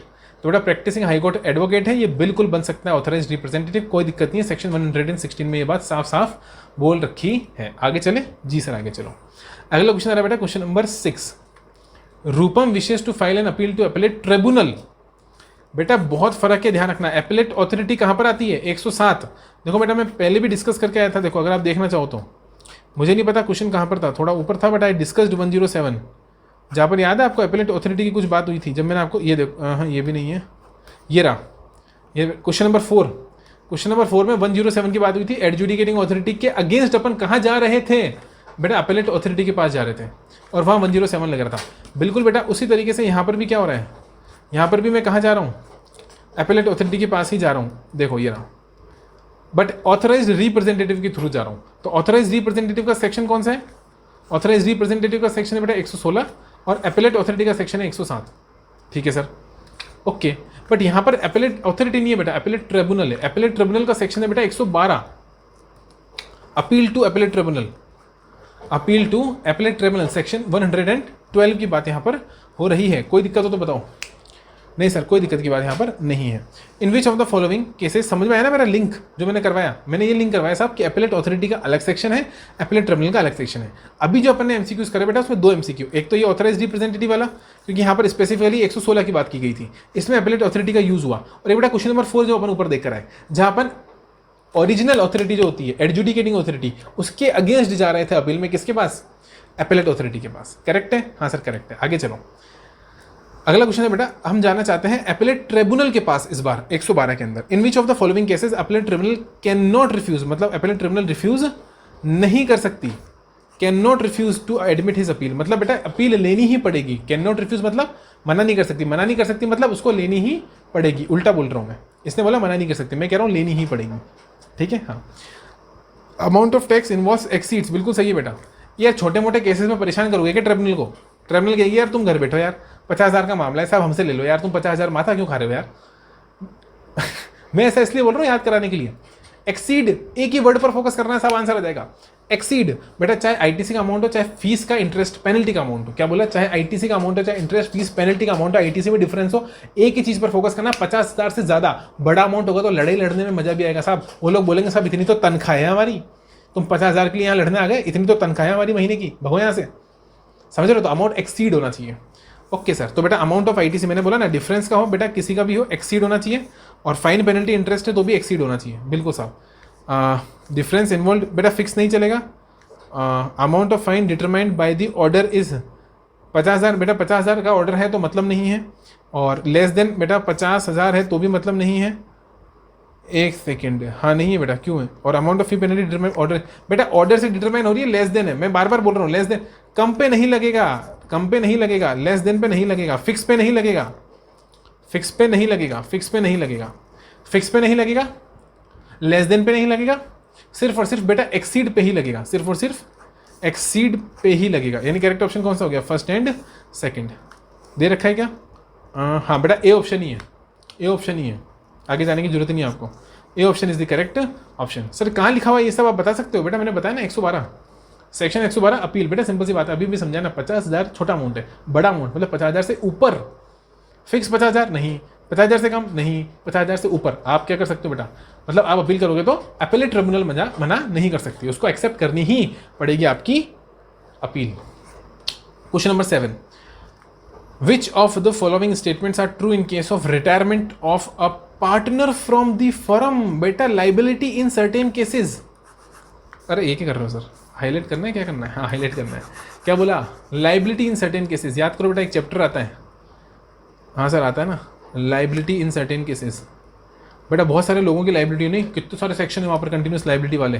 हाँ सर बहुत सारे सेक्शन है, उसमें से बेटा पार्टनरशिप फर्म का है सेक्शन नंबर 90 कौन सा है? 90। क्या बोल रहा है? Retiring partner and not the firm. बेटा दोनों को इंटीमेट, दोनों में से कोई भी इंटीमेट कर सकता है, ये ऑप्शन गलत हो गया। मैं तो, मेरे को तो पढ़ते ही पता लग गया, आप पढ़ सकते हो चाहो तो। बेटा दोनों में से कोई भी इंटीमेट कर सकता है, ये कह रहा है नहीं रिटायरिंग पार्टनर ही करेगा, not the firm shall intimate. गलत है बेटा, दोनों में से कोई भी कर सकता है।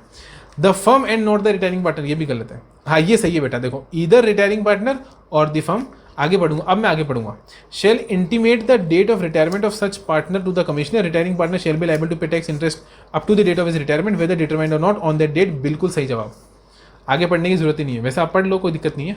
क्या बोल रहा है? Either retiring partner shall intimate the date, इतना इतना इतना, retiring partner shall be liable due date penalty due up to the date of such intimation. बेटा ये सेकंड प्रोवाइजो में है, सेकंड प्रोवाइजो फर्स्ट प्रोवाइजो, बेटा ये शायद फर्स्ट प्रोवाइजो के अंदर है, उसी सेक्शन के, सेक्शन 90 के। और वहाँ पर है बेटा कि अगर आपने 1 महीने के अंदर अंदर, मैं समझाता हूँ आपको क्या लिखा हुआ है। देखो मेरी बात सुनो, मैं रिटायर हो गया, मैं रिटायर हुआ बेटा, 1 मिनट रुको, मैं आपको टाइमलाइन ही बना देता हूँ, बहुत अच्छे से आपको इसका रिवीजन हो जाएगा। इधर आओ, मैं आपके लिए एक टाइमलाइन बनाता हूँ, मेरी बात को ध्यान से सुनना। मैंने कहा साहब यहाँ मैं रिटायर हुआ था, ये डेट ऑफ रिटायरमेंट है बेटा, date of retirement, DOR, date of retirement. बेटा गवर्नमेंट बोलती है, लॉ बोलता है, लॉ क्या बोलता है कि डेट ऑफ रिटायरमेंट से हम आपको कितना पीरियड दे रहे हैं बेटा? 1 मंथ। कितना दे रहे हैं? 1 मंथ। अगर इस पीरियड के अंदर, इस पीरियड के अंदर मतलब 1 महीने के अंदर अंदर अगर क्या कर दोगे साहब? इंटीमेट कर दोगे, इंटीमेट कर दोगे बेटा। इंटीमेट जो रिटायर हो रहा है इंसान वो भी कर सकता है, जिसको अपन रिटायरिंग पार्टनर बोलते हैं, और जो फर्म है बेटा वो भी कर सकती है इंटीमेट कि हमारे पार्टनर साहब रिटायर हो चुके हैं। तो बेटा उसके केस में सिर्फ और सिर्फ, ध्यान देना, उसके केस में सिर्फ और सिर्फ बेटा डेट ऑफ रिटायरमेंट तक की ही लाइबिलिटी आएगी। ओ अच्छा, लेकिन बेटा अगर आप लेट हो गए, यानी आपने कहीं पर भी यहाँ इंटीमेट करा, तो बेटा जब जहाँ इंटीमेट करोगे उस डेट तक की लाइबिलिटी बेटा आपके ऊपर आ जाएगी। क्या बात करो सर? हाँ, डेट ऑफ इंटीमेशन तक की लाइबिलिटी आएगी अगर 1 महीने के अंदर अंदर आपने क्या नहीं करा, इंटीमेट 1 महीने के अंदर कर दोगे तो ऐसा नहीं जिस तारीख को करोगे उस तारीख तक की, नहीं नहीं नहीं नहीं, वही पीछे तारीख, मतलब ये यहाँ तक, देखो यहाँ आके रुक जाएगा डेट ऑफ रिटायरमेंट पे। अगर 1 महीने के अंदर कहीं पर भी करोगे तो कहीं पर भी कहीं पर भी कहीं पर भी, लेकिन 1 महीने के बाद जब करोगे तो बेटा फिर वो लाइबिलिटी आपकी एक्सटेंड हो जाएगी आगे तक, फिर वो यहाँ से निकल कर यहाँ तक आ जाएगी आपकी लाइबिलिटी, या जिस भी तारीख को कर रहे हो बेटा उस तारीख तक क्या हो जाएगी बोलो, वो लाइबिलिटी आपकी एक्सटेंड हो जाएगी। इसको अपन बोलते हैं बेटा लाइबिलिटी एक्सटेंड। क्या हो गई? आपकी लाइबिलिटी एक्सटेंड हो गई बेटा, लाइबिलिटी गेट एक्सटेंडेड। ठीक है, ये प्रोवाइजो में लिखा हुआ है बेटा। अब देखना फर्स्ट प्रोवाइजो की सेकंड प्रोवाइजो है, मेरे हिसाब से फर्स्ट प्रोवाइजो होना चाहिए, उसमें ये बात लिखी हुई है। ठीक है, सेक्शन कौन सा बेटा? सेक्शन 90 है। ठीक है, तो अपने पास कौन सा बेटा? इंटीमेशन वाला है ना, हाँ, बट वो 1 महीने पे लगता है, तो डी ऑप्शन सही नहीं होगा बेटा, डी ऑप्शन सही नहीं होगा। क्यों? क्योंकि शेल इंटीमेट द डेट, वो तो ठीक है बेटा, रिटर्निंग पार्टनर बेटा ये अगर नहीं करता है तो है, तो यहाँ पर ऐसा तो मुझे बता नहीं रखा, तो मैं सी क्यों मानूंगा, मतलब डी क्यों मानूंगा? डी इसलिए नहीं मानूंगा क्योंकि यहाँ पर 1 महीने वाली बात मुझे नहीं दे रखी, अगर दे रखी होती तो बेटा ये सही होता। फिलहाल मुझे सी सबसे अप्रोप्रिएट आंसर दिख रहा है, तो मैं सी ही टिक करके यहाँ पर चलूंगा। कोई दिक्कत नहीं सर? समझ में आ रहा है कि नहीं आ रहा? बताओ यार फटाफट से कमेंट करके, है ना? आ जाओ आगे आ जाओ, और चैनल को सब्सक्राइब करो फटाफट। ठीक है, हाँ sir. Under GST law, time limit for issuance of show cause notice in case of non payment of ITC is on account of reasons other than fraud. बेटा बोनाफाइड केस की बात कर रहे हैं, अदर देन फ्रॉड। आपको पता ना 73, 74? हाँ सर, एक होता है बेटा 73, एक होता है 74। सेक्शन की बात कर रहा हूँ मैं। 73 सेक्शन क्या बोलता है बेटा? Bonafide cases. बोनाफाइड मतलब जहाँ पर इंटेंशन मेरा बेटा फ्रॉड, विलफुल मिस स्टेटमेंट या सप्रेशन, जिसको मैं प्यार से बोलता हूँ एफडब्ल्यूएस नहीं था, मैं फ्रॉड नहीं करना चाहता साहब, गलती से गलती हुई है। क्या हुई है? गलती से गलती, जान पूछ कर गलती नहीं करी है। जान पूछ कर गलती करते हो बेटा मालाफाइड केस बनता है 74 में।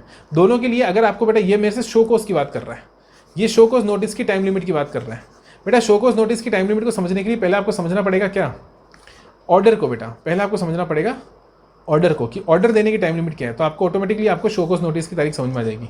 बेटा यहाँ पर होता है कि जो भी annual return date of due date of filing of annual return है, मतलब जिस साल की ये बात हो रही है, जैसे बेटा इस साल में घपला है, जैसे ये इस साल में घपला है, किस साल में मैं आपको बताता हूँ, इस साल के अंदर। ये वो साल है जो जिस साल के अंदर घपला हुआ है, जिस साल में गड़बड़ है, जिस साल के रेस्पेक्ट में ऑर्डर निकला है या ऑर्डर निकालना है, ये वो घपले वाला साल है बेटा। और अगर घपला बोनाफाइड है तो हम कहते हैं साहब उस साल की जो एनुअल रिटर्न की जो ड्यू डेट है बेटा, क्या बोला? एनुअल रिटर्न की जो ड्यू डेट है बेटा, उस ड्यू डेट से कितने साल? 3 ईयर्स के अंदर आप ऑर्डर दे सकते हो। ये ऑर्डर की डेट हो गई बेटा। फॉर एग्जांपल मानो ये ऑर्डर की डेट है आखिरी वाली, तो बेटा शो कॉज नोटिस हमने बोला कि क्योंकि बोनाफाइड केस है। क्या कौन सा केस है बोलो? बोनाफाइड केस है बेटा, तो आप 3 महीने पहले भी दे दोगे तो चलेगा। क्या बोला? 3 महीना पहले, यहाँ पे 3 मंथ्स अर्लियर, 3 मंथ्स अर्लियर। तो बेटा टाइम क्या हो गया? आगे से देखा जाए, आगे से यहाँ से देखा जाए तो बेटा टाइम क्या हो गया? और यहाँ से भी नहीं, मैं तो कहूँगा बेटा पीछे से, ड्यू डेट से। तो अगर साल यहाँ खत्म हो रहा है और एनुअल रिटर्न की ड्यू डेट होती है 31 दिसंबर, तो यहाँ से यहाँ तक का टाइम पीरियड कितना हो गया सारे बच्चे बताओ? 2 साल 2 ईयर्स 9 मंथ्स। क्यों सर? क्योंकि टोटल कितना बेटा? 3 साल है ना, और 3 महीने पहले देना है, तो 3 साल में से 3 महीने कम कर दो, तो शो कॉज नोटिस का क्या हो गया बेटा? ड्यू डेट से 2 साल 9 महीने। और सर यहाँ होता तो क्या होता ये भी बता दो बेटा। मालाफाइड केस में 5 साल की लिमिट होती है, यहाँ से 5 साल 5 ईयर्स। और बेटा इसमें बोला जाता है 6 महीने पहले, क्योंकि मालाफाइड केस तो अमाउंट बेटा बड़ा बनेगा, खतरनाक मामला है, तो पहले और थोड़ा पहले इंटीमेट कर दो, 6 महीने पहले इंटीमेट कर दो। तो यहाँ बेटा 6 महीने 5 साल में से कम कर दो, तो क्या आ जाएगा? 4 साल 6 महीने। ये बनेगा शो कॉज नोटिस का पीरियड। तो मालाफाइड केस है तो ये, और बोनाफाइड केस है मेरे मालिक तो ये 2 साल 9 महीने। कोई दिक्कत नहीं सर। हालांकि मेरे क्वेश्चन में क्या पूछ रहा है? मेरे क्वेश्चन में वो पूछ रहा है बेटा मेरे से time limit show cause notice other than FWS, यानी फ्रॉड, विलफुल मिस स्टेटमेंट, और एफडब्ल्यूएस यानी कि सप्रेशन, मतलब तथ्यों को दबाना, तथ्यों को दबाना, छुपाना। नहीं साहब, छुपाने की बात ही नहीं हो रही यहाँ पर, अदर देन बोल रहा है। तो बेटा आंसर हो जाएगा करेक्ट। मेरे को तो देखो ए ऑप्शन ही दिख रहा है सबसे पहले, 2 साल 9 महीने। अभी समझाया था, 3 नहीं है, 4 नहीं है, 5 नहीं है, तीनों ऑप्शन गलत है। आगे चलें? हाँ सर आगे चलो। अगला आ रहा है बेटा time limit for issuance of show cause notice under GST law in case of any amount collected as tax but not paid to the government. Oh बेटा आ जाओ, tax collected but not paid to the government. सारे बच्चे पहले section, यार बेटा section तो आपको रट जाना चाहिए, एग्जाम आ रहे हैं टिप्स के ऊपर। आपने बेटा जहाँ से भी क्लासेस लिए, आई होप उन सर ने आपको सेक्शन रटा दिए होंगे, क्योंकि जनरली टीचर बेटा सेक्शन तो याद करा ही देते हैं, पूरी लिस्ट याद करा देते हैं। 150 160 तक के सेक्शन तो याद बेटा मैं तो करा देता हूँ फेस टू फेस वाले बैच में, है ना। हाँ, तो क्या आ जाता है यहाँ पर section 76, section 76 tax collected but not paid to the government. बेटा यहाँ पर शो कॉज नोटिस पूछ रहा है मेरे से, time limit for issuance of show cause notice. मुझे एक बात बताओ, यहाँ पर भी टाइमलाइन बनाते हैं अपन। मुझे एक बात बताओ बेटा, यहाँ पर क्या होता है मैं आपको समझाता हूँ। यहाँ पर रहता है फॉर एग्जांपल आपने बेटा यहाँ पर टैक्स कलेक्ट कर लिया लेकिन गवर्नमेंट को पे नहीं करा। गवर्नमेंट कहती है साहब शो कॉज नोटिस देने के 1 साल के अंदर अंदर आपको ऑर्डर देना है। बट ये तो बताया ही नहीं कि शो कॉज नोटिस कब देना है। शो कॉज नोटिस की टाइम लिमिट नहीं है, ऑर्डर की टाइम लिमिट है शो कॉज नोटिस से 1 साल। Within 1 year from the date of show cause notice आपको ऑर्डर देना है। तो ऑर्डर की तो टाइम लिमिट पता लगी साहब, शो कॉज नोटिस से 1 साल, लेकिन शो कॉज नोटिस कब देना है ये बता ही नहीं रखा। तो ये फालतू का क्वेश्चन बनाया इन्होंने आपको सिर्फ और सिर्फ बेवकूफ बनाने के लिए, कंफ्यूज करने के लिए क्वेश्चन आपको दिया बेटा। ये भी गलत है, ये भी गलत है, ये भी गलत है। तो सही कौन सा है सर? None of these. बेटा है ही नहीं ना शो कॉज नोटिस की टाइम लिमिट। क्या बोला मैंने? सेक्शन 76 को आप जाके पढ़ लो, वहाँ पर शो कॉज नोटिस की कोई टाइम लिमिट नहीं है। ऑर्डर के लिए बोल रखा है कि वो शो कॉज नोटिस से 1 साल के अंदर अंदर होना चाहिए। समझ में आ रहा है कि नहीं आ रहा है? हाँ सर, लेकिन शो कॉज नोटिस के लिए कुछ भी नहीं बोल रखा। वो तो बेटा जब पता चलेगा तभी दे देंगे, क्योंकि देखो आपने टैक्स कलेक्ट कर लिया और गवर्नमेंट को नहीं दिया, गवर्नमेंट को कैसे पता लगेगा? तो जब पता लगेगा गवर्नमेंट उसी वक्त आपको क्या दे सकती है? Show cause notice. यानी शो कॉज नोटिस की कोई टाइम लिमिट नहीं है। तो आंसर हो जाएगा बेटा नन ऑफ दीज। अगला क्वेश्चन आ रहा है बेटा, question number 10। For the purposes, मैं कहूंगा for the valuation purposes under the customs act 1962 which of the following transactions would be considered as having been made between related persons.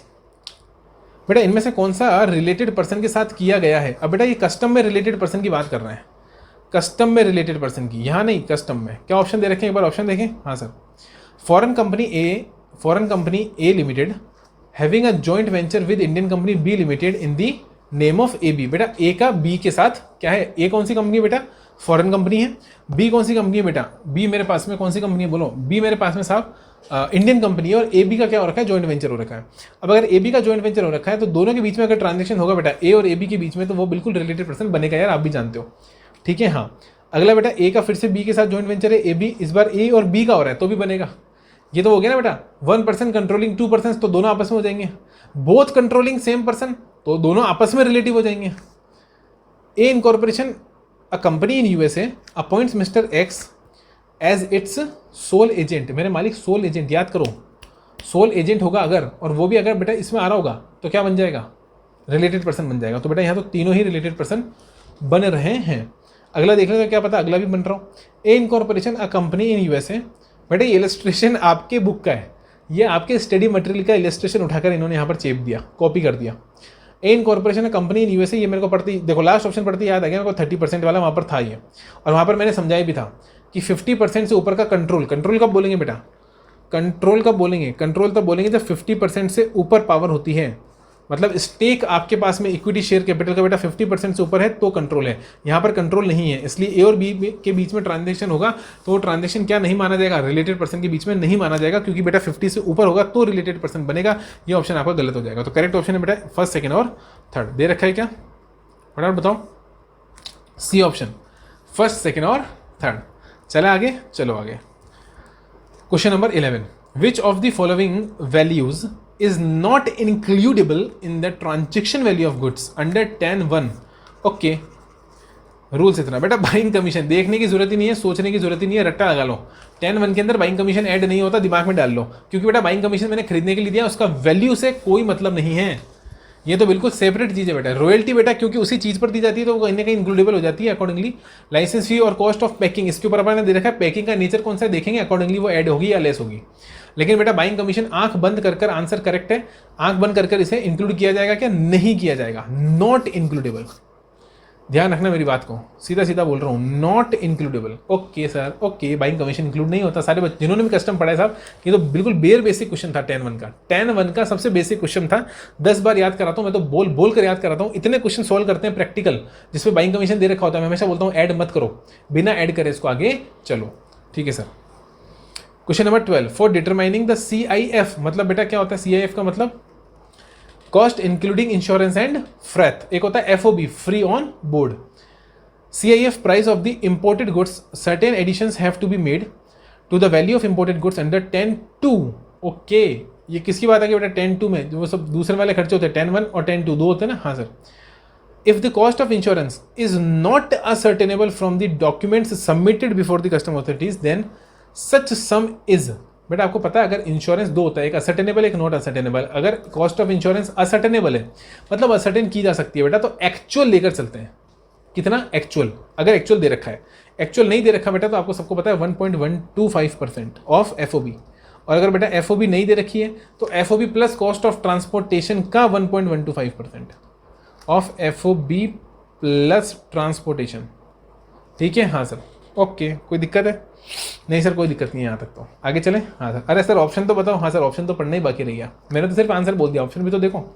20% गलत है बेटा, ये तो सब हवाई जहाज वालों की बात होती है, 20% वहाँ पर होती है जब अपन ट्रांसपोर्टेशन की बात करते हैं। ये बिल्कुल सही है।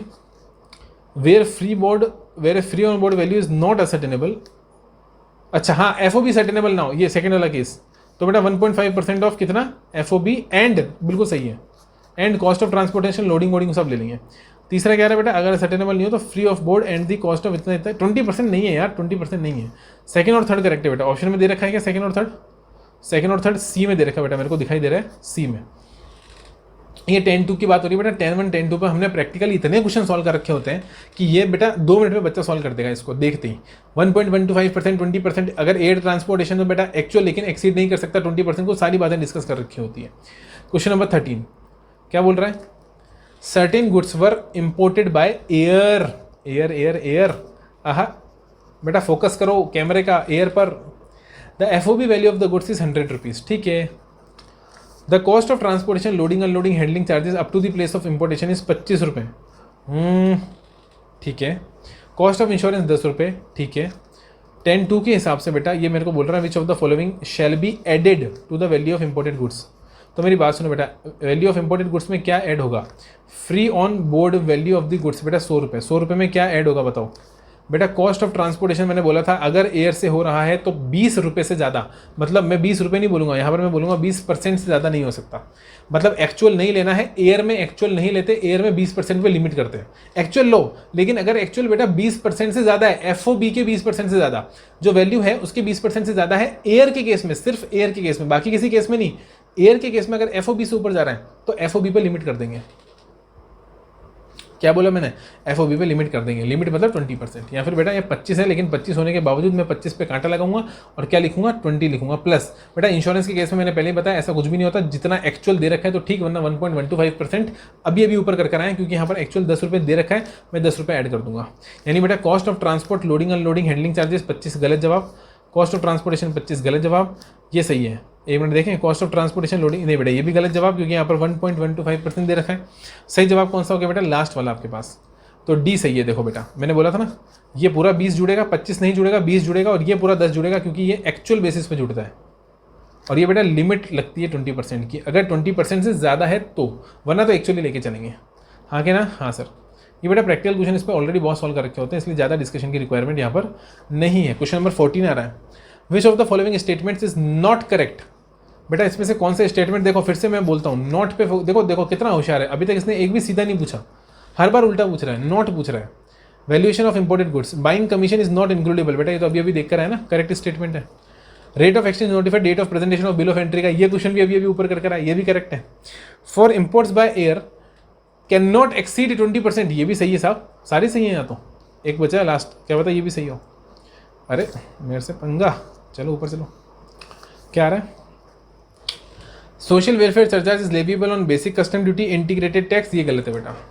सिर्फ बेसिक कस्टम ड्यूटी पे लगता है, इंटीग्रेटेड टैक्स पे नहीं लगता है, जीएसटी कॉम्पनसेशन सेस पे नहीं लगता है। अभी समझाया था, एग्जामिनेशन नोटिफिकेशन आ रखा है इसलिए नहीं लगता है। तो बेटा यहाँ पर अपन को क्या बताना है? ए बी सी करेक्ट है, डी इनकरेक्ट है, ठीक है। हाँ सर, तो इसके लिए कुछ जवाब मिलेगा क्या? हाँ मिलेगा ना साहब। नॉट करेक्ट कौन सा पूछ रहा है? नॉट करेक्ट, तो करेक्ट आंसर कौन सा हो गया बेटा? डी। डी करेक्ट नहीं है, बाकी तीनों करेक्ट है। ओके आगे चलें। हाँ question number 15, in which of the following cases the refund under section number 27 of the customs act 1962 is credited to the consumer welfare fund. बेटा 27(2) में बता रखी है बातें, मैं आपको सब सेक्शन भी बता देता हूँ, सब सेक्शन 2, क्वेश्चन ने सिर्फ सेक्शन बताया, सब सेक्शन 2 दे रखा है बेटा, जहाँ पर बता रखा है कि ये वो केसेस हैं जब CWF में जाएगा कि नहीं जाएगा, वहाँ दे रखा है नहीं जाएगा। जो सबसेक्शन 2 है ना वो बताता है कि इन केसेस के अंदर CWF में ना जाकर कहाँ जाएगा, सीधा पर्सन को दे दिया जाएगा। अब ये पूछ रहे सब CWF में कब जाएगा, यानी उसका उल्टा। देखो क्या बोल रहा है, if the importer proves that there is no unjust enrichment. अब हम बोलते हैं साहब अनजस्ट एनरिचमेंट है तो CWF में जाएगा कि नहीं जाएगा साहब? नहीं जाएगा, मतलब नो एनरिचमेंट है तो फिर जाएगा। तो ये तो करेक्ट हो गया। हाँ sir. Where the goods are imported from non personal, बेटा ये आंसर आपका आ गया। देखो मैंने कहा ना पर्सनल यूज़ है तो बेटा पर्सनल यूज़ है तो दिया जाएगा, नॉन पर्सनल यूज़ में CWF में डाल दिया जाएगा। और क्वेश्चन मेरे से ये पूछ रहा है साहब कि कब CWF में क्रेडिट कर दिया जाएगा। तो बेटा अगर नॉन पर्सनल है तो CWF में क्रेडिट कर दिया जाएगा, पर्सनल होता तो आपको रिफंड दे दिया जाता, CWF में नहीं डाला जाता। इसलिए करेक्ट ऑप्शन हो गया बेटा बी। हालांकि आप आगे भी पढ़ सकते हो, if the amounts of refund relates to, बेटा ये सब फालतू की बातें, 74 75 है और 26 है, ये सब चीज़ें वहाँ लिख रखी हैं। मेन ऑप्शन आपका ये है नॉन पर्सनल। पर्सनल यूज़ होता CWF में चला जाता। 74 75 हम ऑलरेडी जाते हैं ड्रॉबैक के सेक्शन में बेटा, उसके अंदर तो ड्रॉबैक मिलता है क्या? नहीं मिलता। ठीक है हाँ सर। और सेक्शन 26 में भी अपन ने पढ़ा बेटा, रिटर्न की बात हो रही है, वो भी यहाँ पर एप्लीकेबल नहीं होगा एज सच। ठीक है, सिर्फ कंफ्यूज करने के लिए आपको यहाँ पर बता रखा है 74 75 सब। अच्छा ठीक है, ड्रॉबैक वाली बात है तो ड्रॉबैक वाली बात है तो क्या करें? ड्रॉबैक का बेटा रिफंड से क्या लेना जरा, वो भी यहाँ पर CWF के रिफंड से नहीं है ना? हाँ सर नहीं है।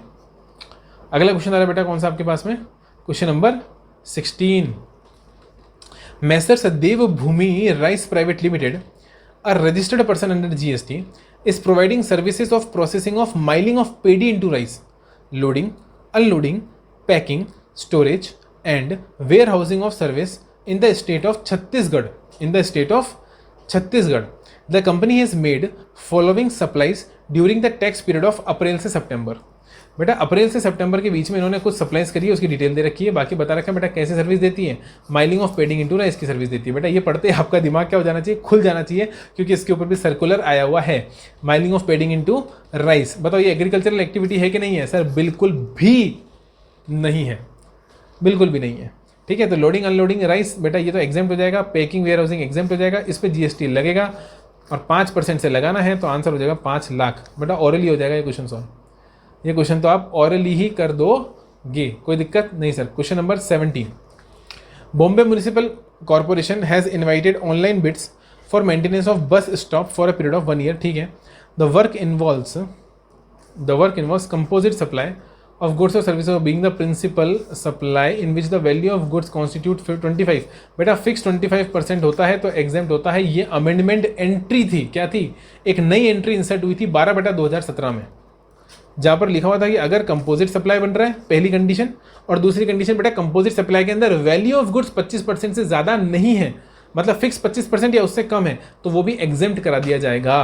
अगर बेटा गवर्नमेंट की बात होगी तो, गवर्नमेंट सर्विस होगी तो यहाँ कह रहा है बेटा managing director company located and registered in GST in Gujarat wants to bid for the same. वो बिड लगाना चाहते हैं, वो जानना चाहते हैं साहब कि टैक्सेबिलिटी आएगी कि नहीं आएगी। टैक्सेबिलिटी बेटा यहाँ पर नहीं आएगी, क्योंकि ये क्या है बोलो, ये एग्जेम्प्ट है। ये क्या है? एग्जेम्प्ट है। ठीक है सर, हाँ नॉन टैक्सेबल नहीं है बेटा, एल्कोहलिक लिकर नहीं है, GST पे नहीं होगा तो एग्जेम्प्ट है। ओके, अगला क्वेश्चन आ रहा है क्वेश्चन नंबर 18। क्या आ रहा है बोलो, question number 18। Mister happy Singh is a resident of Chandigarh. ठीक है, the marriage of his daughter खुशी कौर, क्या बात है साहब, मुबारक हो, शादी हो रही बेटी की, has been finalised with mister Lovely Singh. क्या बात है साहब, खुशी कौर जी की शादी लवली सिंह के साथ हो रही है। NRI है साहब, NRI लड़का NRI है। सेटल्ड कहाँ पर है? कनाडा में। ओहो, the marriage is scheduled on 14 फरवरी। आए हाय साहब, क्या क्वेश्चन बनाया है जिसने बनाया, जोरदार क्वेश्चन बनाया साहब। NRI लड़का है, लड़की खुशी है, लड़का लवली है। मैरिज 14 फरवरी को हो रही है, चंडीगढ़ में हो रही है साहब। हैप्पी सिंह बेटा पापा ji wants to spend 5000 marriage invitation cards. क्या बात है, बांटना चाहते हैं कितने बेटा शादी के कार्ड? 5000 शादी के कार्ड बांटना चाहते हैं। He has to send the invitation by speed post, speed post से भेजना चाहते हैं। He is not sure about, अरे यार क्या क्वेश्चन पूछा, कहानी सुना दी साहब इतनी लंबी छोड़ी। साहब स्पीड पोस्ट पे GST लगता है, 1000 बार समझा दिया साहब मैंने। पोस्ट ऑफिस की बेटा एक ही सर्विस होती है जिसपे नहीं लगता, और वो है बेसिक मेल। क्या बोला मैंने? बेसिक मेल, वो डब्बे में डालते हो ना टिकट लगा के साहब, उस पर GST नहीं लगता। एक्सप्रेस पार्सल बोलो, मेरे सुनी मेरी बात को सुनो, मेरे साथ साथ बोलो। एक्सप्रेस पार्सल लगेगा, स्पीड पोस्ट लगेगा, इंश्योरेंस का कमीशन है लगेगा, पॉलिसी करा रखी है लगेगा, स्टैंडिंग इंस्ट्रक्शन है लगेगा, सारे केसेस में लगेगा, मैक्सिमम सारे केसेस में लगेगा। सर मनी ऑर्डर नहीं लगेगा, मैंने बोला ना जो केसेस नॉर्मल, जैसे जो बेसिक मेल का काम है सब, पैसा भेजना, मनी ऑर्डर करना, डब्बे में डालते हो ना बेटा वो लाल डब्बा हरा डब्बा, याद है? हाँ सर, जिसके अंदर ऐसे हाथ डाल के हाँ वही डाक डालते ना, डाक किया, डाक लाया, बेटा वो सर्विस पे नहीं लगता, बाकी सब पे लगता है। तो यहाँ पर जीएसटी स्पीड पोस्ट पर पेएबल है। अगले क्वेश्चन पे चलेंगे सर। हाँ सर, अगले क्वेश्चन पे चलो। अगला क्वेश्चन आ रहा है, mister Kumar is the managing director of Khiladi equipments private limited. The company is located and registered in GST with office and factories in Mumbai. Mister Kumar has decided to send food grains, देखो बेटा मेरी बात को समझने की कोशिश करो, ये रजिस्टर्ड कहाँ पर है? जीएसटी ऑफिस बेटा मुंबई के अंदर, और ये सेंड कर रहे हैं बेटा फूड ग्रेन्स और अदर रिलीफ मटीरियल। बेटा कुछ याद आ रहा है? 12/2017 के अंदर कुछ एंट्री दे रखी है रिलीफ मटीरियल को और फूड ग्रेन को भेज रहे हैं 50 लाख रुपए का और 20 लाख रुपए का। मतलब बेटा फूड ग्रेन तो है 50 का और रिलीफ मटेरियल है 20 लाख का। बेटा थ्रू रेलवे एंड एयरवे। ओ, फूड ग्रेन को तो भेज रहे हैं बेटा रेलवे से और रिलीफ इक्विपमेंट को भेज रहे हैं एयरवे से। Cyclone victims in Kerala in the month of November. The company has contracted बेटा एयरलाइंस और इंडियन रेलवे टू बेटा आपको पता है, देखो मैं इस क्वेश्चन को आगे पढ़ूंगा बेटा, लंबा चौड़ा है, फालतू का क्वेश्चन है, मेरी बात को सुनो। एयरवे पे जीएसटी लगता है क्या? हाँ। और बेटा रेलवे पे एग्जेम्प्ट है क्या? हाँ। यहाँ पर जीएसटी लगेगा क्या? नहीं, मतलब एग्जेम्प्ट है। तो सीधी सी बात है, क्वेश्चन मेरे से क्या पूछ रहे हैं? And the price for the same has determined, मतलब बेटा रेलवे ने बोला या एयरवे ने बोला साहब हम कितना लेंगे 10 लाख और रेलवे ने बोला साहब 50,000 का खर्चा आएगा एक्सक्लूडिंग टैक्सेस।